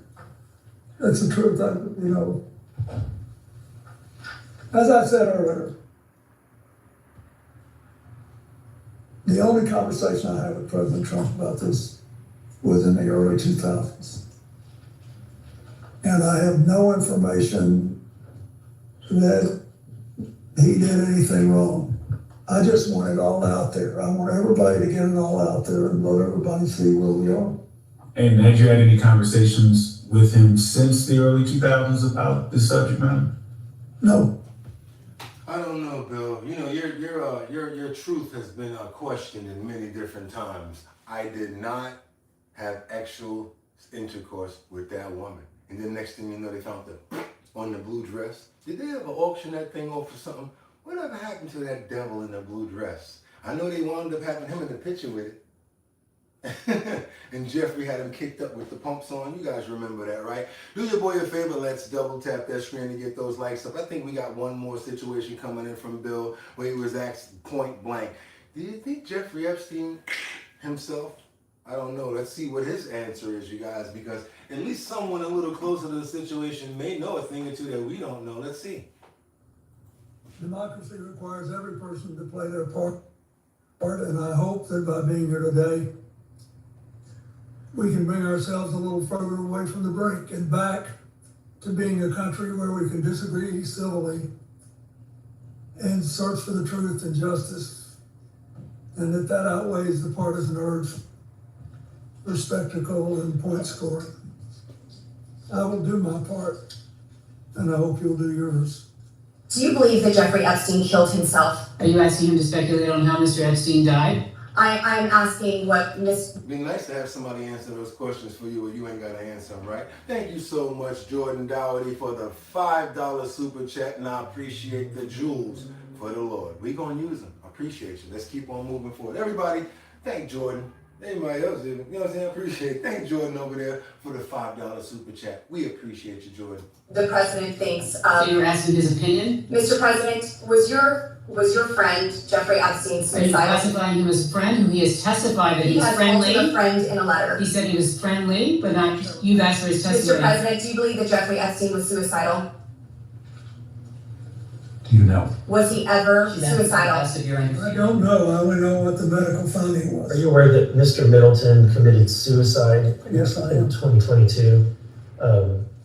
He was found dead at Hefner Ranch, approximately 30 miles from his home in Little Rock. He was discovered hanging from a tree by an extension cord around his neck with a self-inflicted gunshot wound to the chest. So he was shot. How are you going to self-inflict and Hills hang yourself from a tree? How do you hang yourself from a tree and pow yourself? He was determined to go, huh? Shot and hung. Do you have any information that leads you to suspect that he did something other than commit suicide? No. And the same way I feel, well, I don't know about you guys, but that sounds kind of crazy right there. And the same question mark that I have, that's right, for Virginia Dufresne and all of that bus accident stuff, that could be certain. I used to watch Mission Impossible when I was little. I've seen many people choreograph all types of situations where you'll never believe that it happened. So don't think that a bus can't come out of nowhere in perfect timing and get you, because that was done before. What movie was that? Let me try to remember. That wasn't The Godfather one. I know somebody got hit by a Bill's nuts in one of those movies. Can't actually remember. I think the door flew off too. Could have been actually that movie with Romeo Must Desire, if I'm not mistaken. Let's keep on. Mean Girls, Final Destination. Okay, you guys know a couple of them. Yeah, that doesn't mean that they can't orchestrate things that make them look like what they are. And I have to ask you guys right now, this is for all of my mods. I want to ask you guys a question, just a question. Is it possible that you made a mistake yesterday and was trying to get somebody out of here and made a mistake and X Liberty out? because they were blaming me for it. You know what I'm saying? Yo, Bugatti, I don't know what you did, but you got rid of Liberty. And they was making me look like the dude that did it. So I just want to know, because it happens sometimes. Rebecca's done it a few times. I've got people out of here a few times, tried to go back and get them and things like that, but I've just learned how to bring people back. I know how to resurrect, so don't worry about it, you guys. Let me know if you guys are a mod here, one of the 5. Let me know if you made a mistake and you got somebody out of here. I just need to know. Liberty says it wasn't you. Liberty is smart. She knows who did it. I actually know who too, but I just want to see if that person is going to tell the truth. We're trying really hard over here to get things going. Yes, exactly. It wasn't me. So when you guys were bombarding me, yo, Bugatti made a mistake. Somebody had said something crazy in the chat, and I got him out of here. And can I ask you a question before we get to the next clip? Liberty, did you come on the show at all yesterday? Did you were you on the show at all? Because that will let me know because it wasn't me. Because if it was me, it would have had to happen during the show. Thank you. Let's keep on moving forward, you guys. We got 18 minutes of pure Vils Nihilants recounted in the Rosnade that captured Maduro. We got President Trump that's going to be here right now talking about how they went and got Maduro out of here. Why are they talking about this? Because they're talking about strategy and how things can actually happen when it comes down to moving forward with the possibility of extracting a couple of other people, you guys. If you appreciate the content right now, the way we're working and how hard we go for this, because I don't care about no audio. We done did this at least about 500 days, so that ain't going to take us out no matter what. And my theory always is, as long as I make it till tomorrow, I can strive to do better. And that's what we do over here. Sometimes the day just doesn't happen. I want you guys to understand that we got to get used to something that I got used to, and I'm starting to get used to as an older man. The thing to get used to is change. It's very hard to get used to because people around you change, instances change, everything changes around you. So what I've learned is the hardest thing to get used to is change. Lose family, lose friends. So now you gotta always be adaptive and ready to be, new people in your life, whether it's a new job or whatever the case may be. If you guys can start to get a grasp of understanding what hardships are like that, and just grabbing onto the reins and getting used to it, maybe all of us will be able to get better with experiences. I know a lot of people tell me that as well. Liberty, you there? There was something to ask for magic tricks. Somebody asked for magic tricks. Well, I was late yesterday, about 5:45 mode time. I'm not built for this world. Powerhouse is positive energy. Let's keep on moving forward, you guys. Let's go. Where we going with it right now? I'm going to probably have to cheat right now because I was running my mouth. And I'm going to go ahead and give you guys this. In January, America's armed forces also ended the reign of one of the biggest cartel kingpins of all, with the Operation Absolute Resolve to bring outlaw dictator Nicolas Maduro to justice. They saved themselves $50 million by going to get them themselves because that was the reward, remember? Precision raid that nobody's ever seen anything like it. This was in a very powerful military base, fort. And they went in and they took him out and they got him out and people couldn't believe it. They couldn't believe it. We were right into the heart and took him out. And it was nasty. It was about 18 minutes of pure violence. Because what they do is all of them have body cams on them and they come back and they show him what actually happened while they were in the field. Crazy sort of information and video to be able to look at as the president, huh? That'd be a movie for you. And we took him out. We lost nobody. Not one person was lost. Not one aircraft or no military equipment. Zero. People have never seen anything like it. And you're talking about into a military base with a lot of soldiers, good soldiers.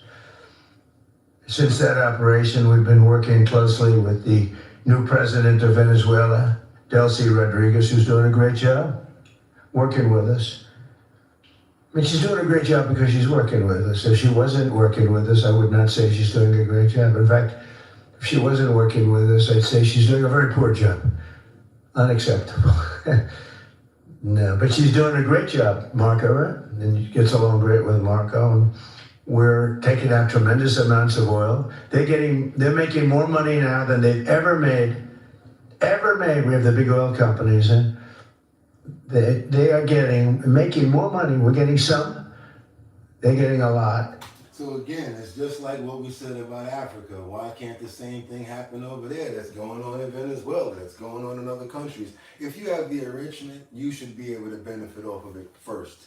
And I understand they probably want to farm it up, but that's probably how they were sold. You know, we'll come over here, we'll make all of the mines, you guys don't have to do nothing, and we'll give you a cut. How about not? How about we make the mines ourselves, put our own people to work so that we can live and get fruitful off of our own minerals, and then we'll sell them to you at a good price. How about that? Yeah. Let's keep on moving forward, you guys. That's what I'm talking about.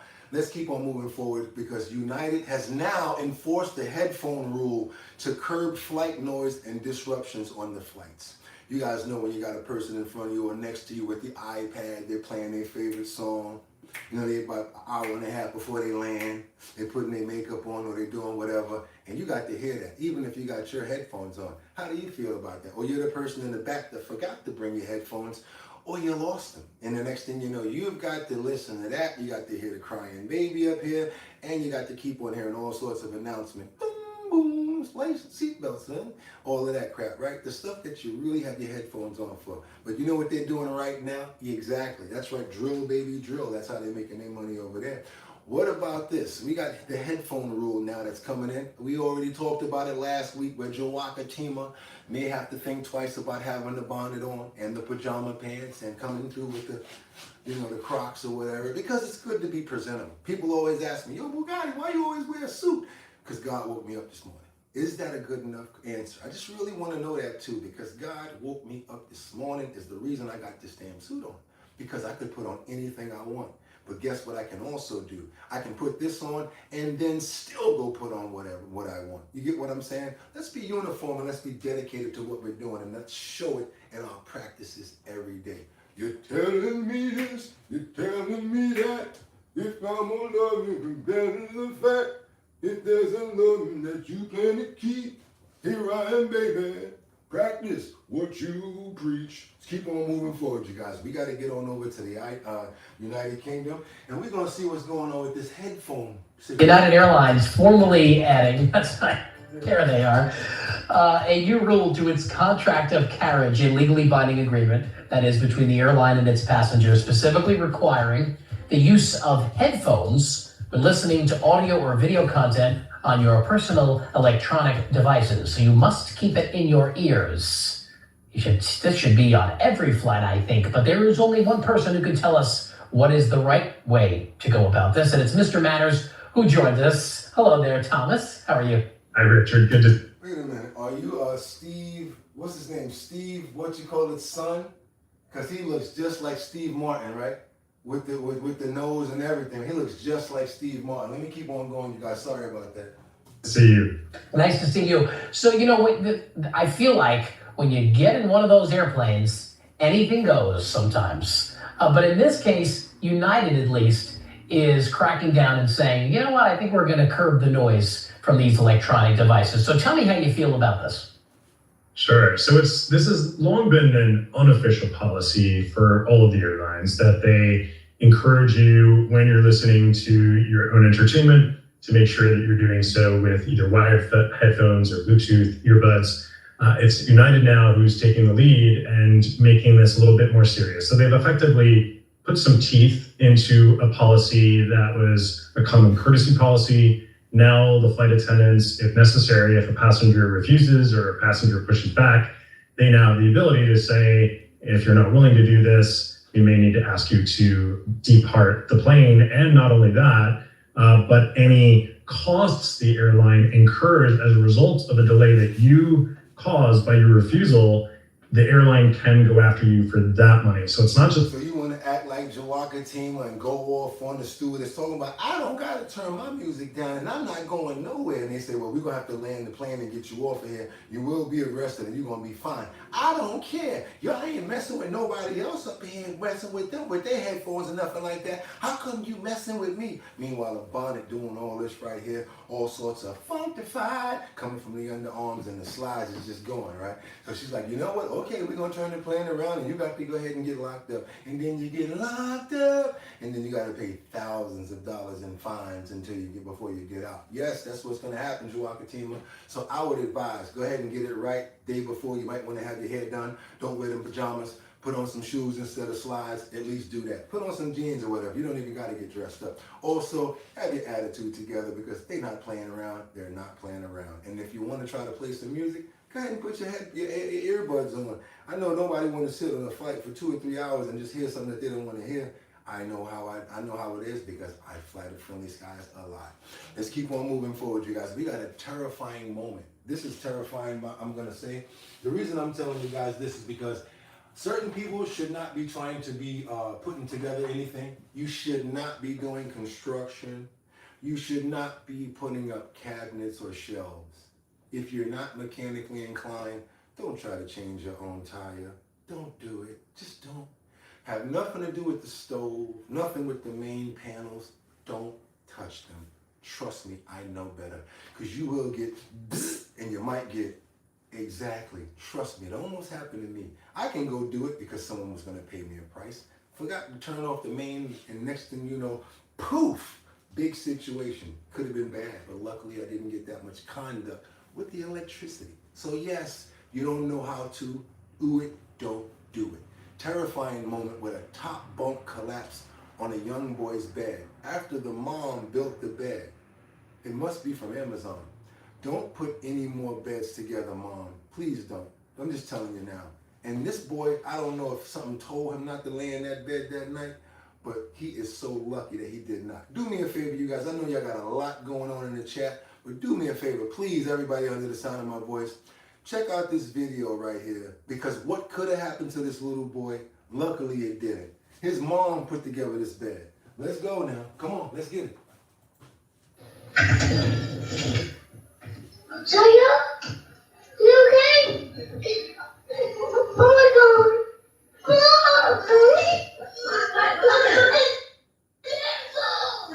What? Okay, I'm on Jaya.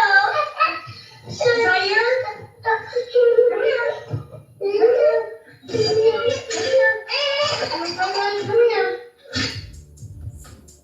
Now she lucky she wasn't heavier, or he wasn't sleeping on the edge of the bed, or he wasn't anywhere over there. You see that right there? That's G-O-D right there, protecting that baby right there. You see that right there? I know the audio was bad, but yes, you see that right there, right?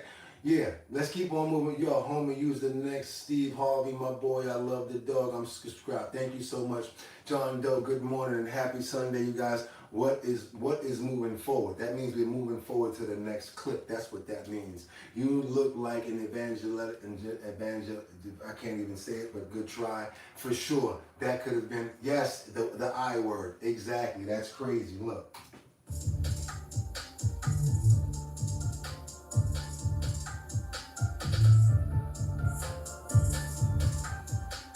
First thing I think is dope is that his sister loved him like everything, and in the regular situation, she was like, Isaac, yelled his name and grabbed for that mattress like she was going to try to do it herself. When she saw that she couldn't do it, she went and got her mother.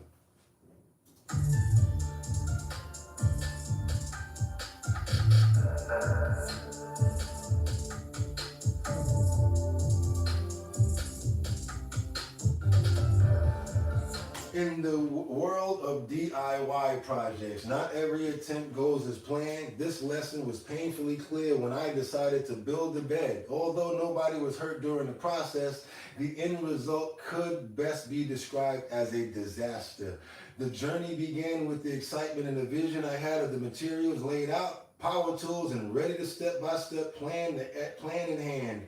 But as anyone has ever taken on a home improvement project known, it rarely goes smoothly. As I started to piece together, it quickly became apparent that my measurements were off. I thought I had calculated everything perfectly.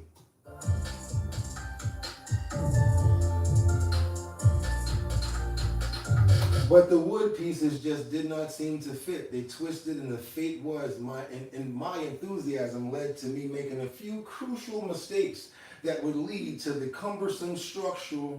The more I worked, the more I realized that perhaps DIY projects should always start with a bit of humility and a whole lot of patience. I just want to say I'm glad that nothing happened to the little guy. She tried to do her best. Next time you guys might want to go on an app called, let me get this prayer out first. Want to pray for the family, pray for the little boy. Thankful that God was there to make sure that nothing happened in this instance, because we also pray when things don't happen. That means that you were there and you were basically right there to make sure that that angel was safe. And we appreciate you, Lord. Amen. That's right, you guys. There is an app called Task Rabbit. T-A-S-K Rabbit. I don't know if they're still in business, but I used to do side jobs with them too. Task Rabbit. T-A-S-K-R-A-B-B-I-T.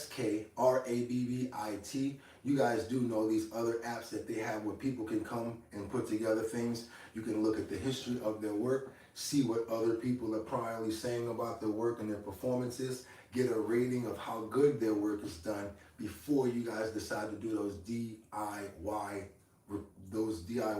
jobs, and also before you pick up somebody in the parking lot at Home Depot, because they're going to tell you, I know how to make that. Next thing you know, you're going to be paying to dig it up and to pay the next person to fix it the right way. And if it's in the wrong place, you might be paying some fines for not getting permits. Let's keep on moving forward, you guys. Let's keep on going. That's what I mean when I say let's keep on moving forward to the next clip. We got an avalanche! And guess what? This man was not playing. He was skiing and coming down the slopes like the Humpty Dance is your chance to do the hump. He was coming down that hill fast, you guys. I'm talking about, and guess what? Avalanche! Right behind him. What saved him? I want you guys to see it, because they make them for your body too. What do you guys think saved him? He was a skier. He deployed it. What was it? Let's keep on moving forward, you guys. Like I said, just because the audio crazy don't mean we ain't got a mean show lined up. Let's go. It's a terrifying moment as a snowboarder slides. Now, I don't know if that'd be me either, because I'm scared of heights, and I don't know about that right there. I'm kind of like, I don't know if I'm going to be doing that. To his doom. He's triggered an avalanche. Tom Oi's GoPro camera captures every excruciating second as he's dragged down the mountain. The professional. It's a terrifying moment as a snowboarder slides to his doom. He's triggered an avalanche. Tom Oi's GoPro camera captures every excruciating second as he's dragged down the mountain. The professional snowboarder was boarding on backcountry terrain at Whistler Mountain in Vancouver when the snow suddenly gave way. It looks hopeless. But listen to this. Come on, guys. I know you hear the noise. You hear the whoo going on, and you're not going to see this nowhere else. I know you guys can double tap that screen and get those likes up, because what it does is get more people over here, even if we're almost at the limit of what's here. I need us to get everybody. I need every rag to be wrung out. If it ain't costing you nothing, I really need that favor, because normally I say, give me all the money in your pockets. Give it to me right now. And if you don't give it to me, I'm going to be mad. But I like to take it in the form of likes. It gets people over here, and thank you for warning me, telling me that we're that low on likes. Don't mean that we won't get more people over here. Even if it's 40 more of you, 30 more of you, that will send up a signal to get more people over to watch our show. We're about to get into health and fitness, you guys. I know you want to see what's going on over here. I'm sorry. What do we call it? Health and wellness? Health and wellness, not health and fitness. Let's keep going. That loud, whining, mechanical sound is a remarkable device that saved his life. Are you okay? Yeah, I'm fine. So what saved Tom from being buried alive? An avalanche airbag. It comes in a backpack, and you activate it by pulling a ripcord, just like a parachute. Our Lisa Guerrero tested one out. Feels light. Like you don't feel like there's anything on you. The big orange airbag lifts you up and above the snow, reducing your chances of getting buried and suffocated. The devices are growing in popularity, particularly... No, Jordan, we got real iffy people that's on some, your audio messed up, so we gonna go. It's stuff like that, bro. It don't be none of that talking about church and sleep. It's Sunday, bro. We get numbers over here. It's the audio going on right now. We got a lot of finicky people over here. You should see how it was when the pictures were, when the images was backwards, or when the text was backwards. Ooh, they'll come on here and really tear me up. Yo, your show is cool, but you need to do something about it. Man, listen, people are very iffy, and they only give you a second. That's why I try my best to be always on point. Hate to have us having these low numbers today, you guys, I'll be honest with you, because normally we really do well. I'm just going to go there. I like to see 100,000 views. I like to see numbers like that. When I see 70 or 60, especially on certain days, don't make me feel good, especially when I put together a good show. But yesterday was kind of crazy. Another thing, I'm the type of person that lives my life in a business sort of a manner. You guys don't have to do that. I don't look at things, I don't like excuses. It's my fault that we have this situation right now and why this is going on. I know how I get down when it's time and when we can put these numbers down and do what we got to do. I know what we're working with. We've been doing it for long enough. We just had a hiccup today. Just hate that we had to have it and that damn audio won't go back in. Let's keep on moving forward because I'm telling you, it's exactly that. Some people are just so finicky. You have no idea. You have no idea. Let's keep on going. Particularly with risk-taking extreme skiers and snowboarders. Tom Oy started wearing his Avalanche backpack just 3 weeks ago. I'll be wearing that outside like, yo, they be like, yo, Bugatti, you serious? You got the thing on your back right now and it's purple? Of course, it gotta be purple. Come on, it's gotta be. Let's go. It was an early birthday gift. Talk about perfect timing. Let's keep on moving forward, and thank you so much to Inside Edition for bringing us up to date on that right there. I appreciate you guys so much. If you do appreciate me the way I do you, let's double tap that screen and get those likes up. Let's ring the rag on and get it all. Let's go ahead and get everybody up in here to go ahead and hit that like button, because I think we can do it. We still can do it. Why? We got more stuff coming up. We got Detroit. We got this man that's been accused. What you been accused of, man? A multi-state fraud ring linked to $200,000, you guys. Detroit, you got to be careful out there. Chicago, be careful out there. Illinois, everywhere. Miami, Los Angeles, Denver, Colorado, San Francisco, New York, Maine, Pennsylvania. Let's see, Columbus. We're going to go and say shout out to everybody out there, and let's try to grab one real quick. Nebraska. Yeah, everywhere, you guys, no matter where it is nowadays, because of the computer, there's no limits. And that's why we're able to get such a big audience in Africa and everywhere else, like the Netherlands. So when you got people out there that are trying to be scammers and skimmers, they're not gonna alienate where they're gonna try to get people at. We got a situation in Detroit where a man has been accused of running a multi-state ID fraud. He's taking the identifications, applying for credit, getting those credit cards to come to them and buying things. He just got caught. Let's keep on moving forward. You guys check this out. This is new at 6. A Detroit man is accused of running a multi-state ID and credit card fraud scheme, and that's costing banks more than $200,000. So federal investigators were working on this, and they say Terrence Quincy Thomas Ward made and sold fake driver's licenses and then used stolen personal data to open accounts from 2020 to January of 2025. To get your information, you don't live in, like, let's say, Annapolis. He gonna do it in the middle of a town and have your address over there, have them sending property, have them sending stuff over there, have them all sending everything over to a Washington address or something like that. And you don't even know that this other name that is just your name and your identity is paying for all this stuff, killing your credit and messing you up. Noel Friel, live in the newsroom with a breakdown of this federal indictment. Noel. Yeah, that's right. Not only do prosecutors allege Ward was creating and selling hundreds of fake IDs over that period of time, he's also accused of stealing the personal information of hundreds of customers across at least 9 states in order to open or access accounts in their name and make fraudulent purchases. Investigators first discovered the scheme in 2022. When Customs and Border Protection officers in Cincinnati and Chicago seized several shipments from China containing blank PVC cards that were headed to Detroit. Homeland Security agents traced one of the destination addresses to a home owned by a company registered to Ward. When investigators searched Ward's home in 2023, they found hundreds of blank cards, dozens of fake IDs, social security cards, and printers. A search of Ward's car in 2024 following a traffic stop uncovered more fraudulent IDs and social security cards, as well as 5 Capital One credit cards. Capital One investigators found those 5 cards were activated by 4 different phone numbers tied to Ward from January 2020 through January 2024. 25, those numbers were used to activate or access around 205 Capital One credit card accounts on 562 occasions. The bank's total losses on those transactions are estimated at more than $211,000. Ward is charged with wire fraud and aggravated identity theft. He's due back in federal court on March 11th. Oh boy, what people do for money. What people do for money.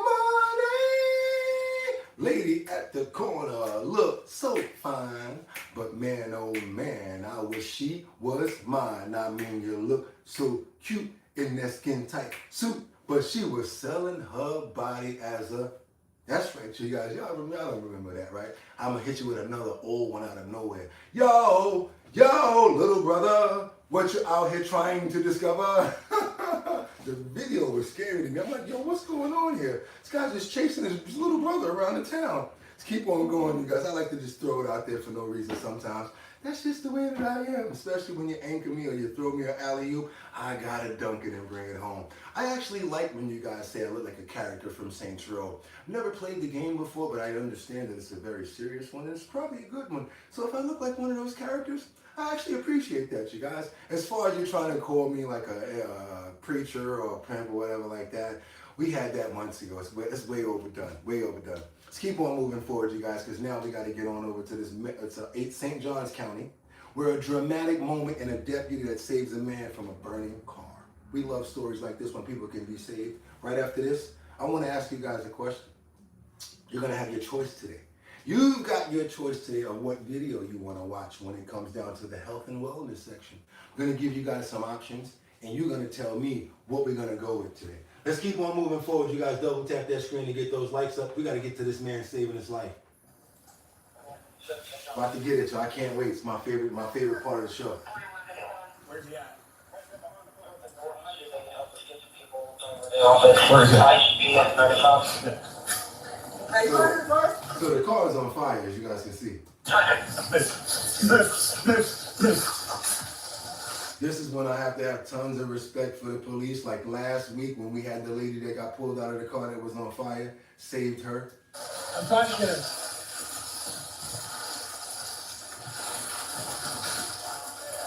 We're trying, dude. Right, go.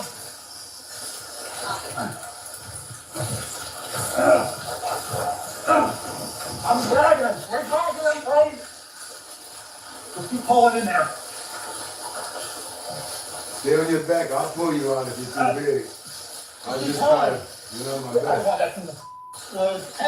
Trying to get him away from the vehicle before boom, boom.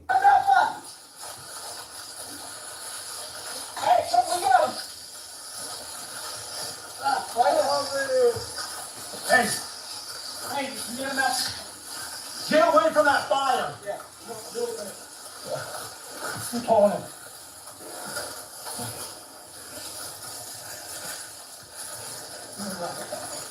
Hold up. You fall off of the... Look at those moves. ¿Verdad? No, hold on.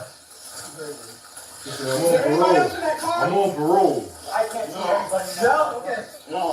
That's why he ran.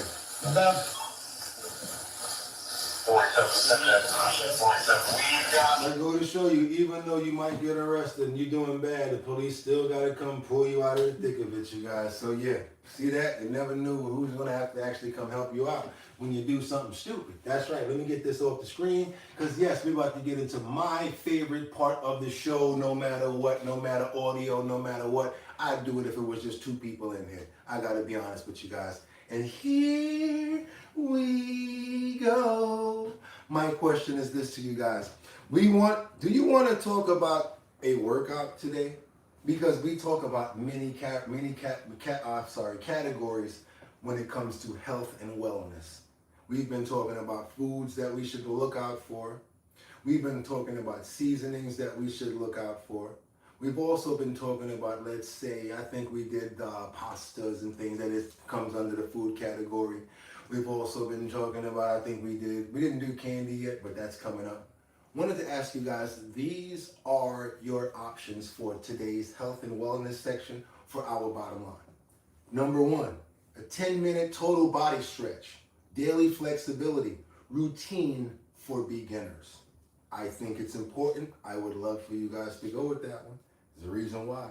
Why? We've been talking about eating. We've been talking about food. I'm trying to make sure that we surround ourselves with everything in those elements. We've been talking about gardening. Exactly. I forgot that one. To eat good and make our own foods, right?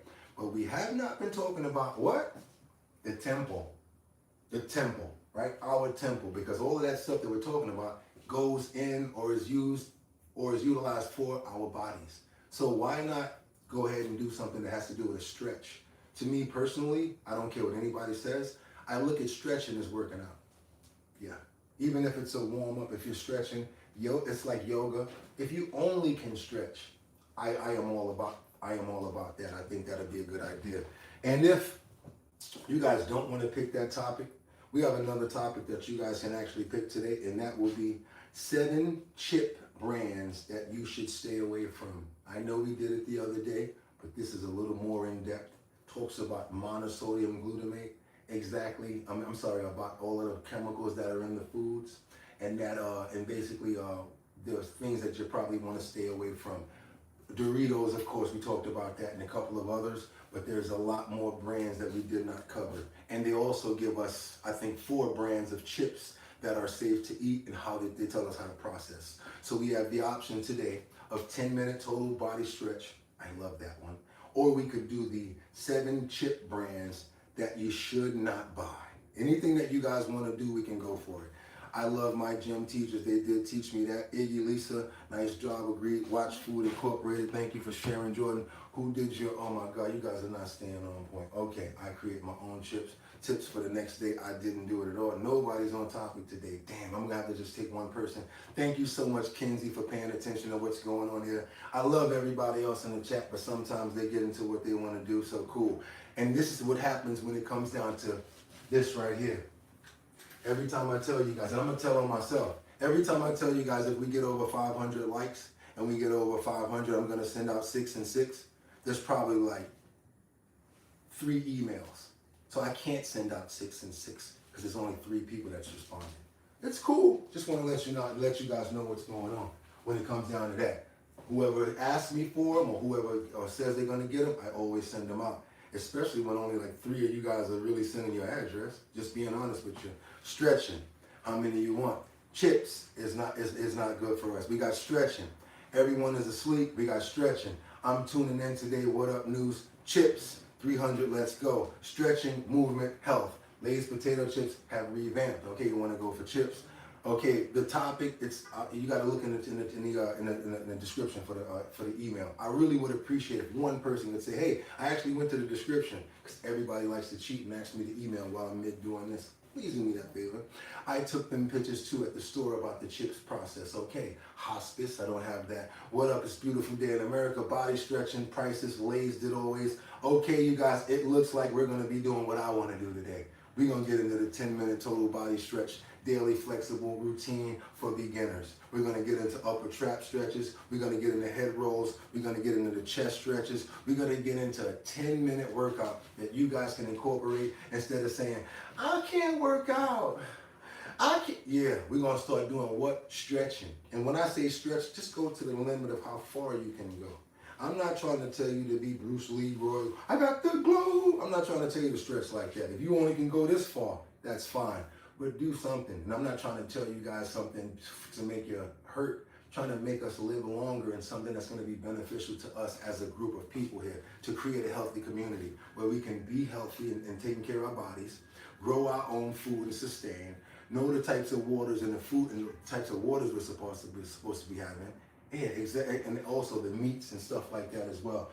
Also vitamins, because that's very important as well. Let's keep on moving forward, you guys. We have help right here. A 10-minute total body stretch, daily flexibility routine for beginners. And the channel is called Tone and Tighten. This is for circulatory, everything that's joined up to the body, everything. We need to pay attention to this. It's about the veins, it's about the blood, it's about the flow of the body flow. Diabetes is coming up, a lot of people. Inflammation stops a lot of movements. We get clots and all sorts of stuff. That's because you're not moving. And if you can't move, we get it. But let's start the stretch first. Let's get the basics of these 10 stretches. Let's go. And relax it. Okay, so we're gonna break it down. We got the upper trap stretch, we got the head rolls, we got the chest stretch, cross body stretch, we have the cat cow, we have the child's pose, we have the low back rotation, and this is another one, the performance stretch, the hamstring stretch, which I really need to learn as far as the other one as well. I like the other one too, with the sciatic nerve stretch. Also, we have the hip flex stretch and the glutes. The glutes, you guys. The gluteus maximus. Your butt. That's right. You got to stretch it too. Let's go. We'll start up in the neck with an upper trap stretch. Tilt your right ear over to your right shoulder until we get a comfortable stretch in the... Now, if you guys want to try some of these stretches, I'm not telling you you can't. I just don't have the phone on the floor. I'm in the suit. But trust me, I was thinking, yo, you should actually be dressed for this, but I can't be. So anybody else want to try it? Go for it. Left upper trap. With your right hand, reach to the opposite side of your head and hold in a comfortable position.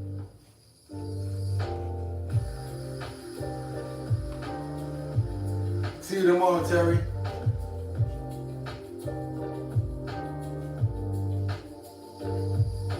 Okay, send the picture. That's what you're doing? Okay, great. Anybody that can do it, go for it. This is 10-minute stretches. You can do them every single day to get them out the way to the flow left the blood. side to stretch that right upper trap out. You guys understand what's going on here? He's opening up the veins from his body to his neck to his brain. It's very important, you guys. Don't think that this is something small. This is important. We eat for a reason. We drink water for a reason. Tempo is very important. Your heartbeat is very important. Your stress levels are important. Let's love ourselves and really understand what's going on here. And yes, learn something. Let's learn something. Holding everything for 30 seconds. This is a 10-minute stretch. He's going to mix up a lot of different stretches in this 10 minutes. Some you may be able to do, some you may not be able to do.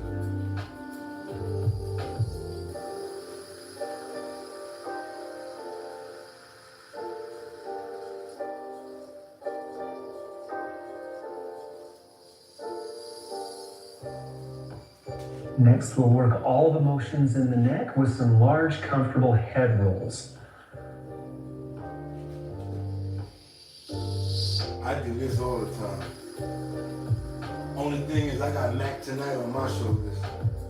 So I'll be perfect when it comes down to advertising for the head rolls. And in this scene, we got Bugatti with the big head.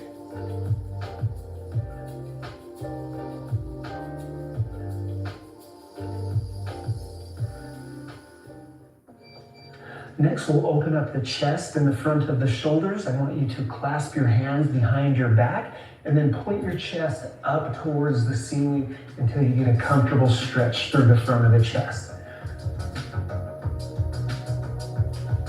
Notice how only thing he's doing is holding himself in position for as long as he can. He can do 30 seconds. If we can do 5, that's dope. Because the next day you might be able to do 7 seconds. Next day 10. You get what I'm saying here? Moderation, guys, to work ourselves out of the situations that we're in. Let's go for it.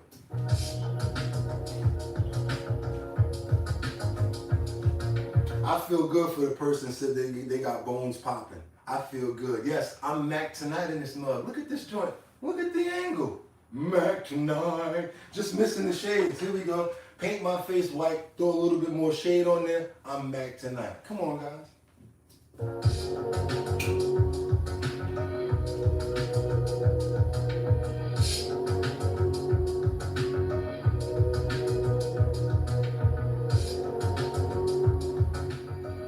Working down into the shoulders and the back of the shoulders, left arm across your body, right hand pulls your elbow until we get a good comfortable stretch in the back of the shoulder. It's the body's natural reaction. We just don't do it here enough. Our body wants to stretch. We just don't do it. and let it all the time. Thank you for saying that.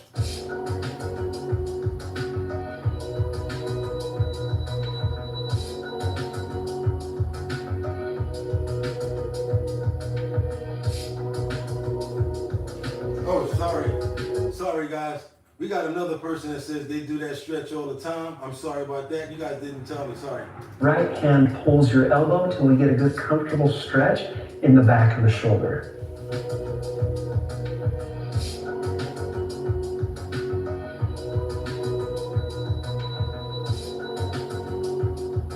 And breathe when you're doing it, because when you breathe, it makes the stretch even more. Your muscles are relaxing. Breathe. Make sure you breathe. And we'll even things out on the right side. Don't just do one side, do the other. Someone says, I'm actually a massage therapist. Winter, appreciate your tips too. Thank you so much, Winter.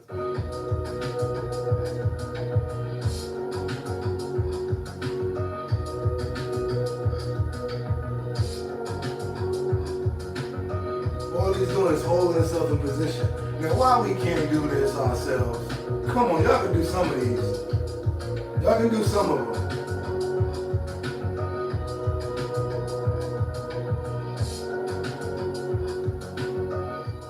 Next, we'll move down into our entire spine with a cat-cow. So we'll go over onto all fours, up into the angry cat, and then down into the cow. The angry cat to the cow.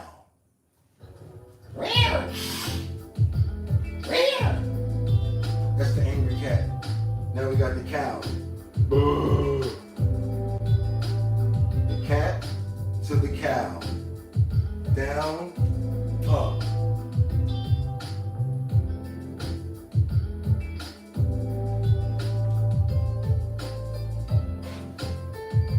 From here, we'll sit into a child's pose for a spine flexion stretch. Knees are a little bit wider, and then sink down into your hips to flex your entire spine. Oh man, does that relax my back right there when I do that? Woo! Don't want to have nobody behind you. Because when you're in that pose, all of a sudden, something just wants to come on out and say, hi, my name is... Whew, yeah, be careful when you're doing yoga or stretching around people.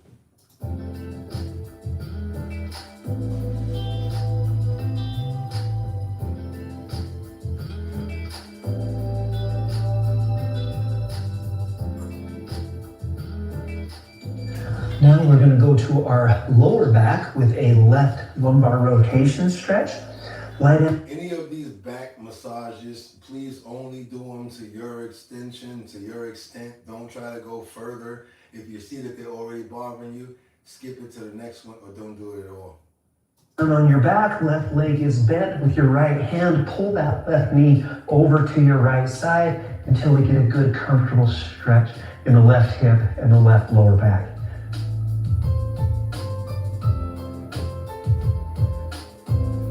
This is also great for sciatic nerve right here. I use this all the time personally.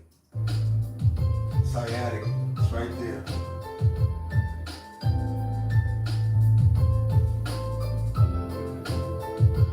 Fellas, when you get that pain right here in your back when you're walking. And we'll even things out on the right. So now the left leg is straight, left hand grabs the right knee and pulls it over until we get that good comfortable stretch. Everything 30 seconds, nothing big, just in moderation. Nothing big. I dropped my phone on my face. The sciatic is no joke. That's how you crack your back. I dropped my, wait a minute, this one works really good for the lower back. I'm surprised how much I can do. If it hurts, you're going too far. We do this for the nurses' home with the clients every day. We'll keep the stretches down in the hips with a left piriformis stretch. Cross your left leg over your right with your hands. Grab behind your right leg. Pull your right knee up towards your chest until we get a good stretch in that left hip.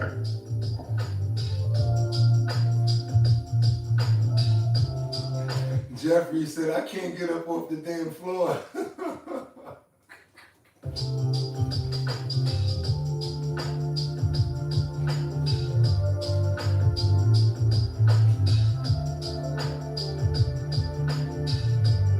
guys actually do like this. I'm happy you like it. I'm happy you appreciate it. That's dope. I'm loving it. I love it. Then we'll even things out in that right deep hip, cross the right leg over, grab the left leg, left knee up into your chin. Okay, Johnny, we got to pray for that surgery. You just got out of the hospital with 2 discs that popped out in your lower back, scheduled for surgery on Monday. Tomorrow, if so, we want to pray for you. We hope that you have 100% recovery. We want to pray for you. Yes. I don't want to hold people in that position too long. Thank you. I'm glad it feels good. I'm using my chair. I'm up. Okay, there you go, Jeffrey. Well, you yelled at us. Thank you so much for letting me know, Miss J. I appreciate you. I'm so happy that people can get something out of it.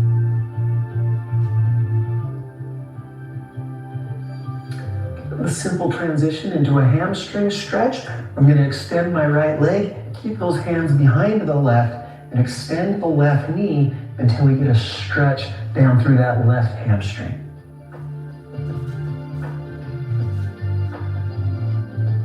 I bet that feels so good when you get up after that.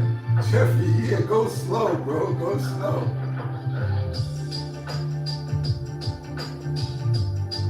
I'm glad you like this, Johnny, for real.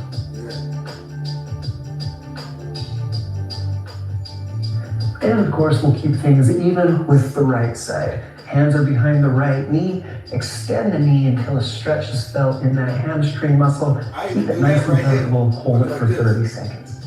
I'll be like this right here. Before the show come on, I'll be like this on my phone.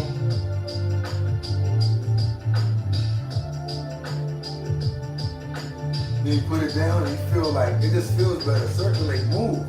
Sometimes get up out that chair too. Get up out that chair for nothing. And we'll finish with my favorite hip flexor and glute combo. And so we're going to kneel down, lunge forward onto the right foot, and then pull your weight onto that right foot until we get a good stretch right here through the front of that left hip. I find that this one is really good for people that have arthritis, that need to stretch their muscles in their legs, their hamstrings, that need to stretch their biceps. I'm sorry, their what do they call these right here? I'm sorry about that. They stretch everything on the lower, you guys. Right in that left hip flexor.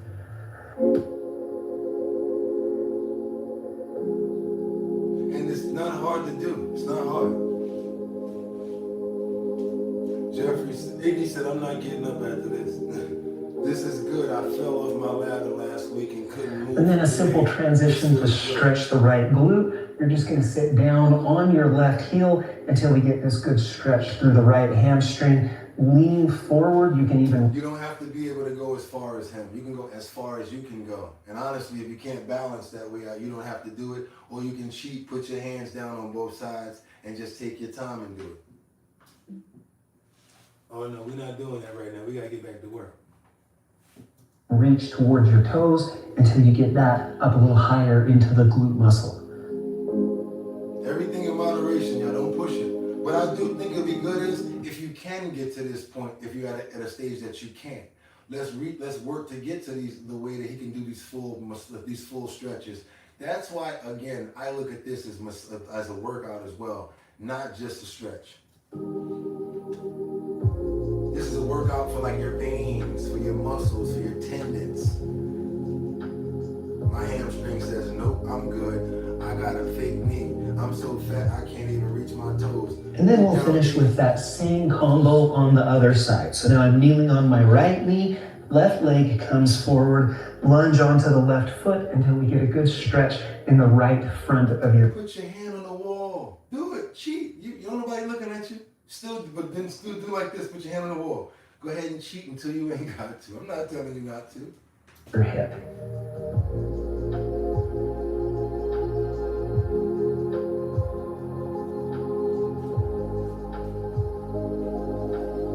I need a refund on this body, says Iggy. And don't forget to drink your Crystal Geyser. And then we'll finish with that left glute hamstring stretch. Sit down onto your right heel with your left leg extended until we get that good stretch up into the hamstring. Or your avion, or your Fiji. And up into the glute.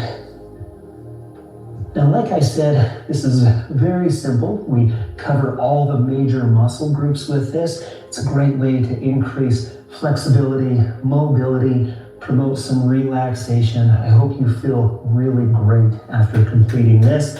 Come back and do this one regularly. Stretching doesn't need to take a long time, but it should be done consistently for maximum benefit. I would like for you to follow his channel. This is the 10-minute total body stretch daily flexibility routine for beginners. That's what I said, for beginners. Again, it's the 10-minute total body stretch. Notice how all of the poses were being held for like 30 seconds. After a while, you guys can hold these poses for as long as you want. When you get to that stage, it's just like seeing that plant grow out of that dirt the first time, and it's like, I'm seeing a difference. Anything making your life better is a major difference. I want to talk to you guys about something real quick. 10-minute total body stretch, daily flexibility routine for beginners. The channel is Tone and Tighten. That's T-O-N-E and Tighten. T-I-G-H-T-E-N. Also, yes, link is in the description, and every single one of the stretches that he did, from the upper stretch, head rolls, chest stretch, cross body stretch, cat-cow, child's pose, lower back, rotation, perfortis stretch, hamstring stretch, hip flex, stretch, gluten in the glute flex. That was it, you guys, right there. It was nice knowing everyone else was with me. Thanks to everyone. Shannon, sorry to see that. Have a blessed day. I do feel good, though. Those did help. See, I know that's right. Shannon, I hope, okay, thanks for the inspiration. Thank you guys for understanding. Thank you, Bugatti, for helping us get healthier and stronger every day. Anything that you guys know that can help me out, let me know, too. I'd appreciate it. Let's keep on going. Hey, we might do that. We might just do a session where we're saying, you know what, Bugatti, throw on the sweatsuit. We're going to do the spotlight, and all we're going to do is stretch. 10-20-minute stretch, vibe a little bit, talk about it, have a little bit of water there. You guys want to do something like that? Why not? We can kick it. Don't have to have the suit on all the time. We can be at one of our 6 o'clock spotlight shows. Keep on moving forward, you guys. Yes, we are family around here. Want to hang out with me? Let's kick it. Let's do it. Now, where would be the best place to sell your cookies? Not just any cookies. You guys know what I'm talking about. I'm talking about the Thin Mints. I'm talking about the peppers. I'm talking about the, what do they call those guys, the snickerdoodles? Anybody get an idea of what brand I'm talking about when it comes down to these girls? When it comes down to these cookies? Anybody know anything about that? Because yes, we did a little workout, but can we have a cookie? Maybe one after the workout. We did stretch. There you go. I love Brian on point. There you go, Iggy. You know what I'm talking about. They even got the Girl Scout. I can feel it. You guys know what I'm talking about. If you know, let's keep on going, you guys. That's right. We got the Girl Scout cookie booth in a dispensary. I mean, it was genius until they found out about it and told them, no. We can't have our Girl Scout cookies being sold in a dispensary. So yeah, Ohio. Sorry, I'm sorry. Oh no, that was the chips. Now we will do that another day. Sorry, Ohio. Is that Ohio? Oh no, is that, oh yeah, let's get on over here to this situation right here where this dispensary was nixed for selling Girl Scout cookies. Let's keep on moving forward. I think it's genius myself. Personally, it's like, yo, let me get that, and yo, let me get some of them Girl Scout cookies, because you know you're gonna get the munchies, right? Exactly. Let's keep on going, you guys, exactly. What's your favorite Girl Scout cookie, if anybody knows them? The Thin Mints. What is your favorite Girl Scout cookie? We got another person that said Thin Mints. What's that? That's dope. We hear your cookie lady. Okay, well, who else? Let me know what your favorite Girl Scout cookie is. Okay, the blue box. You don't know the name of it, but you be busting down the blue box. Let's get on with it. Well, a troop of Girl Scouts in Mount Laurel thought they found a pretty clever place to sell their cookies, right outside a marijuana dispensary. News 12 New Jersey's Kristi Noem tells us their local Girl Scout chapter, though, didn't think it was such a good combo. Especially from French Bay, I come out here and get a cup of cookies. Marijuana for when you want to wind down for the day, and cookies, well, for what happens after you smoke. Do me a favor, you guys, and double tap that screen and get those likes up. I really would appreciate it. That's right, I'd appreciate it because it gets more people over here to see about this story right here. I know a lot of people love that circle one right there. I know a lot of them you guys are looking at like now you remember what the names are, right? Now you remember how you like them. The Munchies. That's why Daylight Dispensary and one of the that's local peanut Girl butter. Scout troops in Mount Laurel thought it would be such an ideal partnership. So 2 Fridays ago, the girls set up shop in the parking lot. I think that they were very pleased with the amount of cookies that they sold that day. I didn't get a true count on how many boxes of cookies they sold, but I believe it was a lot. A lot was sold to our staff members as well. You see that? Look at this. Look, Lisa Roy says, sorry, but this is genius. The Girl Scouts under the bleachers. Where I don't know what you're talking about with that. We don't get down like that. Joe Low Freebie says, genius. Got the munchies. You already know it. It makes sense. Do your boy a favor again if you haven't done it already. Subscribe to the channel. We're trying to get up to 70,000 subscribers. And we're right there. That's right, you guys. Also, we like to share our platform with everybody. So if we get a lot of people out there, we're able to help you promote your events as well and get you out there as well. The better we do, the better we do collectively here. We are family. Keep on going, y'all. Get those likes up. Come on, come on. The feedback from our customers was overwhelmingly positive. So the dispensary says the Girl Scouts were set up right here, and customers were loving it, buying boxes by the armful. But after Look like she was in there before she got on camera too. just one visit, well, owner Steve says they were told by leadership there wouldn't be a second. At this point, we're not scheduled to have them back at any point soon, but doors are always open for the Girl Scouts to return. I would have absolutely hit their table and probably bought them out because, some of the strains here give you the extra munchies, and Girl Scout cookies, Thin Mints, Moas, they would have really hit the spot. News 12 reached out to the Girl Scouts of Central and Southern New Jersey, and they told us, quote, Girl Scouts can set up booths outside of businesses that they would be able to enter and purchase something, end quote. In the meantime, though, the Girl Scouts do have other partnerships, like the one with the Wendy's right next to the dispensary. They should set up in the Wendy's parking lot next door. That's my thoughts, because I bet you people will walk over to the Wendy's. In Mount Laurel, Christine Quayle, News 12 New Jersey. That look like some strong cannon right there, boy. I don't know what they got inside of them little things like that, but that look pretty strong. I don't know if I want to hit that, hit this. You 5-0? Man, I ain't no 5-0. But hit this. Jeffrey, I can feel it. Doom, doom, doom, doom. Doom, doom, doom, doom. Tonight's the night we get in some deep cover on the incognito. That's right, you guys. Let's keep on moving forward. And if you appreciate the content that we're getting with the terrible audio, because we can't put the mic in even though we're good, do your boy a favor, double tap that screen and get those likes up. I need you to do me a favor right now. We got a situation going on with this reckless bike rider, an e-bike rider. Wouldn't pull over for the police in Fort Lauderdale. I don't know, some people think that they can get on the highway with these things. They get a little helmet and think that they got a motorcycle. An e-bike the other day. Somebody's traveling, not even an e-bike, a scooter on the highway the other day with a helmet on. I don't understand where you guys think that you are, but you're not in the car. And if something happened to you on that little scooter, it's a wrap. Let's keep on moving forward, you guys. I don't know what made him think that he was going to get away from the police on this little e-bike. But yeah, he attempted to do it and it didn't work. So do your boy a favor, double tap that screen to get these likes up for this stunting right here in South Florida. Don't know what was on his mind. Well, video posted to Only in Broward shows a man on an e-bike driving recklessly down Los Angeles Boulevard Sunday, all while a Fort Lauderdale police officer tried to pull him over. NBC6's Marissa Bag is live along Las Olas with the video and other surveillance of the incident you'll see only on 6. Marissa. Yes? Jackie and Joanne, that e-bike. I'm gonna cheat and tell you guys. Anytime I need content, anytime I'm running out, let's see what's going on in Florida. And it never fails. I'm sorry. Just happens to never fail.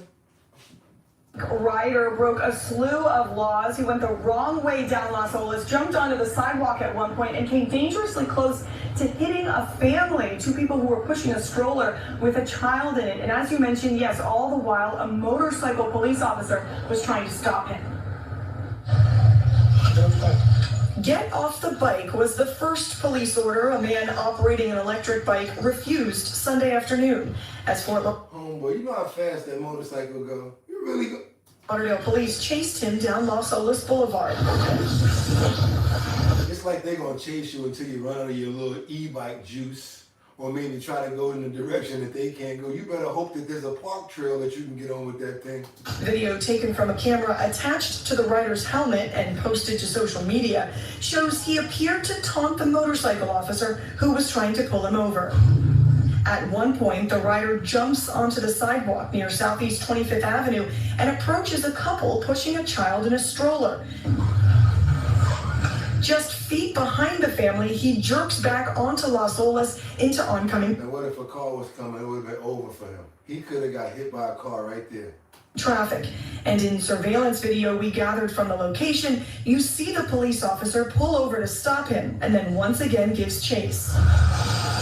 2 cameras at the 7-Eleven near Southeast 16th Avenue show the pursuit continues westbound for more than a mile, and the e-bike rider again goes into oncoming traffic to evade police.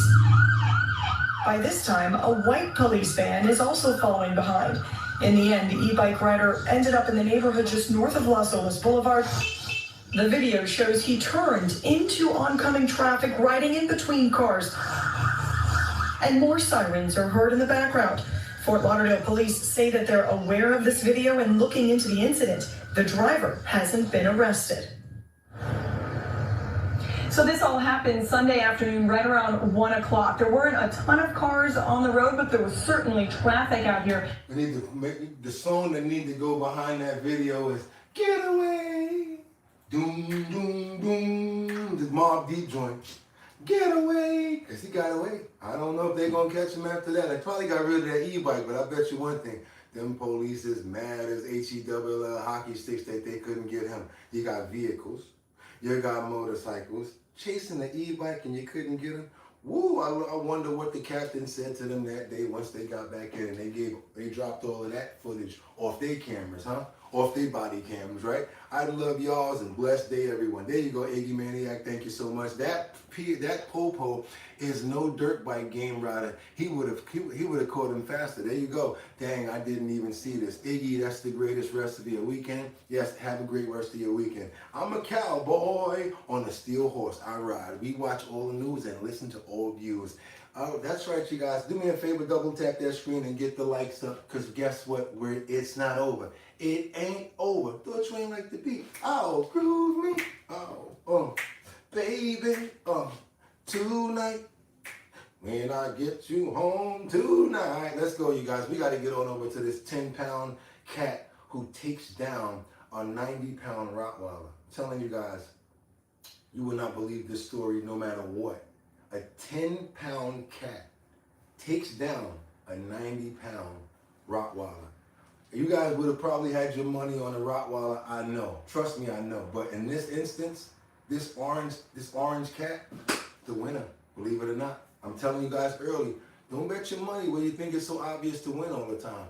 Let's keep on moving, you guys. Let's see what's going on with this 10-pound fur baby that takes down a huge 90-pound Rottweiler. I couldn't believe it myself when I saw it. Check it out. When we first brought Norman home, it had to be a slow introduction because he had never been around a dog before. I know, he is a little scary. Bubba was definitely like, what the heck is this? It's okay, I don't know why he does it to you. What is this new guy doing in my house? Norm? Bubba would come up to Norman when he was sleeping. He would sniff and kind of jump back. Bubba? I started off with a cat toy, so that way they both would be involved. And at that point in time, he was like, oh, this is going to be a playmate of mine.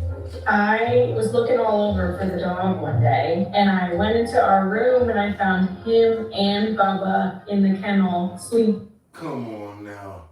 What you think about that picture right there? And I tricked you guys too, right?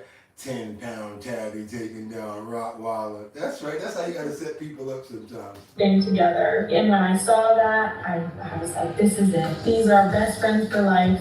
They love to play chase.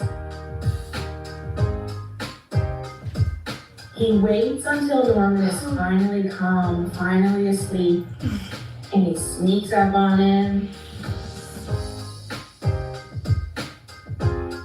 He's back. And gets on him. My 10-pound cat hangs down my 90-pound Rottweiler.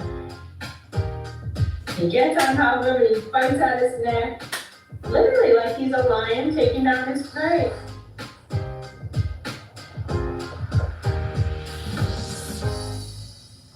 I just love being able to share his relationship with Bubba, because when you see my big scary mean Rottweiler with my orange kitty, and they're the best of friends, and they're snuggling, and the cat has the Rottweiler pinned down, it totally gets rid of the stigma around Rottweilers. Bubba has always needed a friend.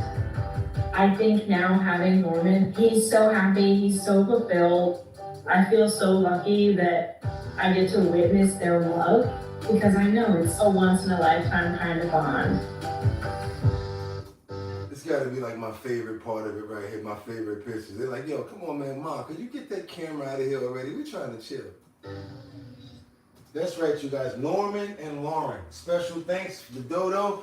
Always coming through for them good, great, wholesome stories when it comes down to our animals. And if you guys are trying to make some money,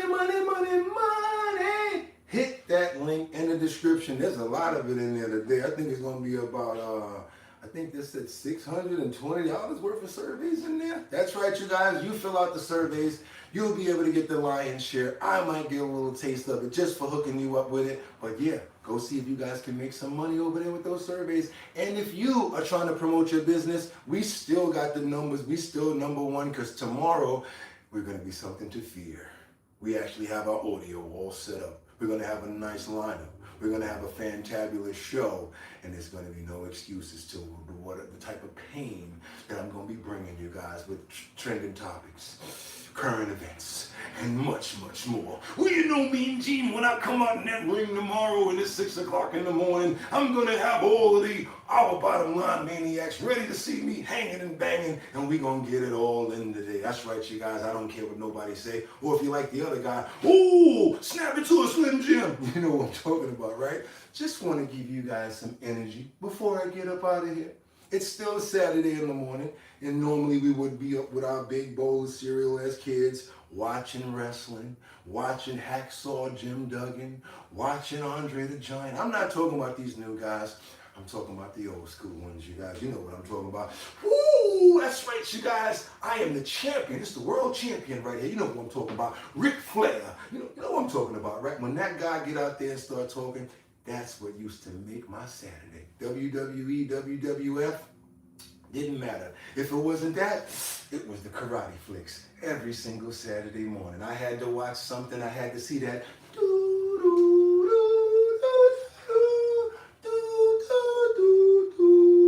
Even though I'm saying the wrong day. I know that was yesterday. Let's keep on moving forward, you guys. I want to just do this for you right now. Do me a favor. You guys trying to promote, you're trying to get your brand out there. You want to do your boy a favor?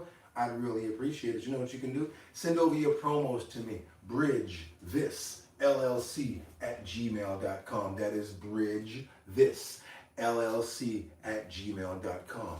Telling you like that. Want me to spell it all out? bridgethisllc@gmail.com.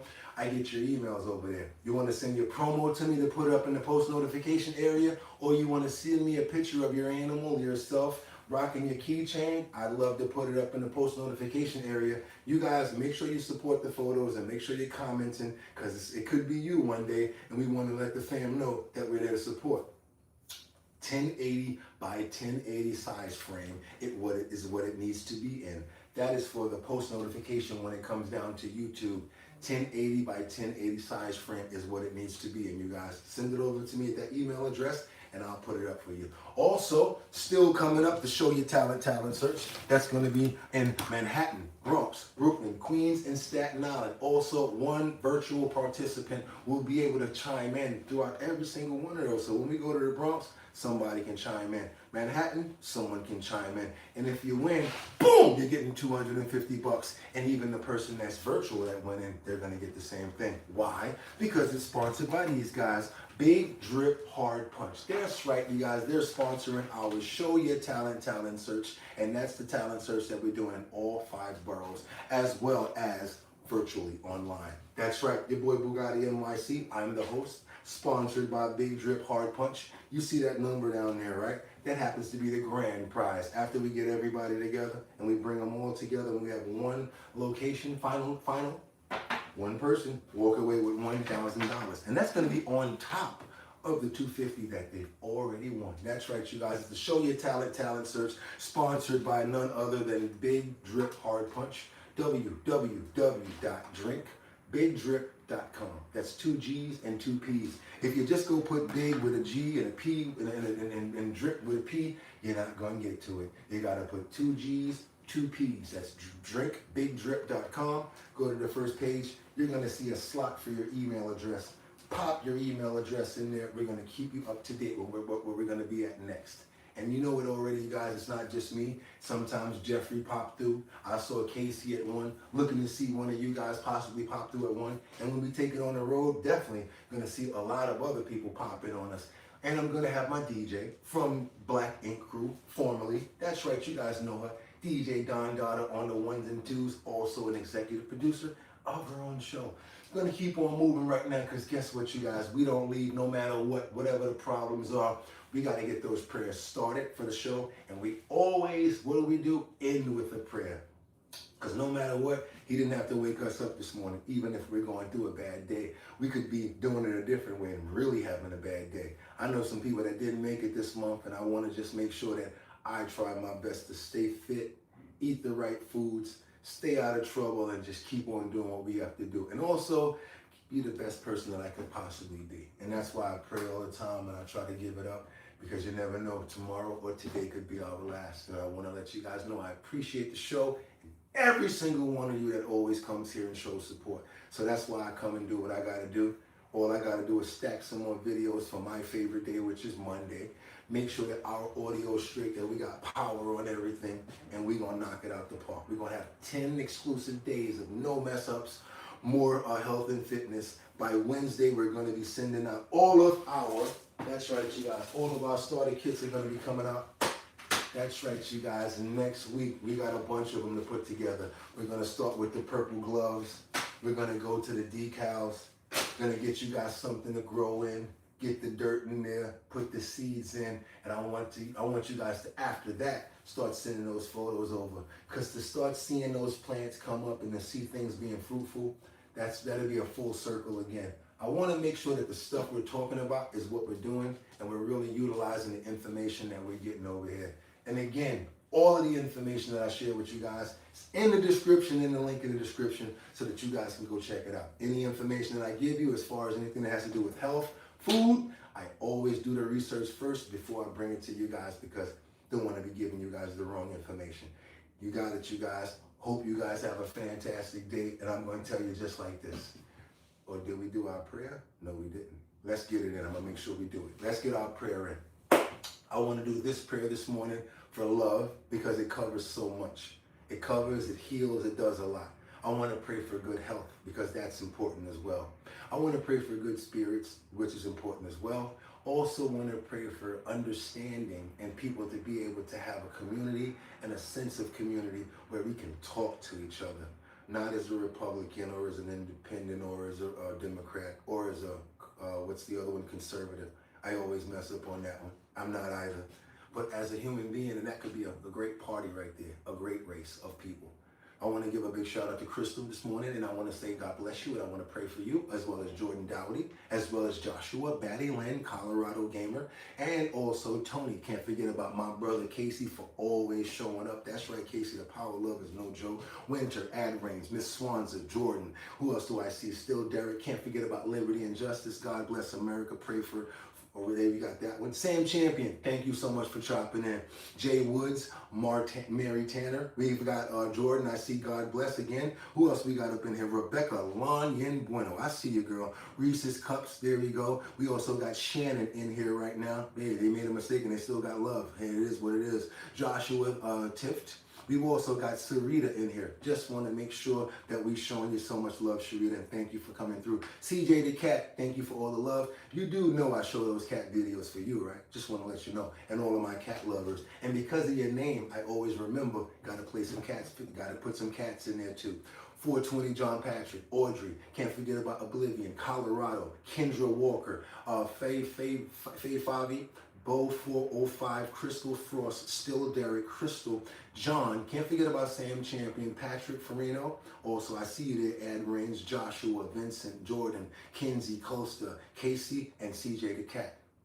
Amen, you guys. That's how we do it over here. And I know you guys didn't answer my question when it comes down to the mods. Who was the person that probably made a mistake? Let me just say that really quickly. I've done it myself many times.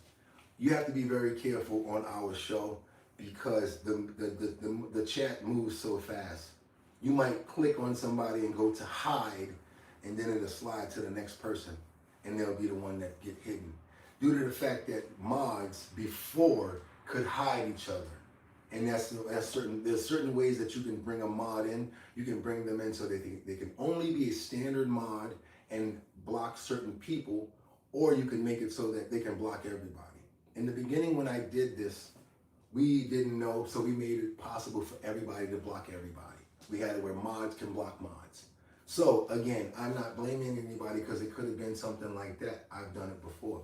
Baddie's done it before. I'm sorry, Rebecca's done it before by mistake. We got Jeffrey Spoker back that way, and we lost someone that I really wish that we could find and probably get this person back. But America, I think that was the person's name, and they used to be really dedicated to the show. And it really bothers me that they're not around anymore. I really remember certain people, and I hate when they get caught up. I was looking for that person yesterday to see if I could try to bring them back, but I couldn't. You guys, if you're mods, try to go in your back office. If you see certain people in there that you made a mistake and got rid of, it's okay to bring them back if you made a mistake. Just try to understand that. And again, Kendra and now Kendra and Casey, they're now the lead mods on the show. No one can kick them off, and if you do kick them off, they can see who kicked them off, and they can basically bring themselves back. Now, they have regenerative power. I don't have to get involved. Casey, as well as Liberty and Justice, if they get a mistake and a mod kicks you out of there, you guys have your own regenerative powers.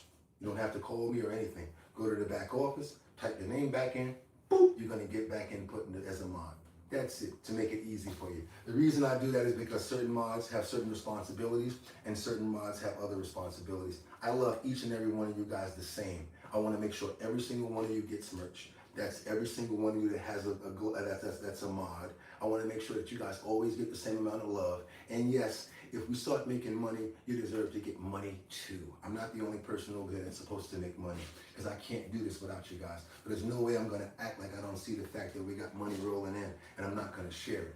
I'm not that type of person. I'm a little different. People probably say I'm stupid, but I'm a little different. This is how I am. I hate to see my friends broke, and I always try to look out for people. And I don't just try to be a sucker and give out money, but I definitely am a very generous person. And if you're helping me to get it at a certain place, you don't have to tell me to give you anything. You deserve it. And I appreciate you. The way that I appreciate you is by showing you that, yo, take that, I appreciate you. For real, Bugatti? Hell yeah, I appreciate you. So don't say, oh, don't give it to me, because I'm going to give it to you anyway. You deserve it. So everybody here, don't think I don't remember you. I don't know what's going down with you, Baddie Land. Don't think I ain't got no love for you, Kendra. I already see what you rocking with Rebecca Lanya and Bueno. And you know how we get down, because we already been there before. We got situations, but who else? I'm not trying to forget the rest of my people. Jeffrey Spilker, that's another person. I think I got one more mod out there. That's about it, you guys, because we have a full team over here and we respect each other. Everybody else through the reins, I see a lot of you guys doing a lot of positive. I want to bring you guys in as well. Probably make the channel bigger, to use the platform to get your videos out.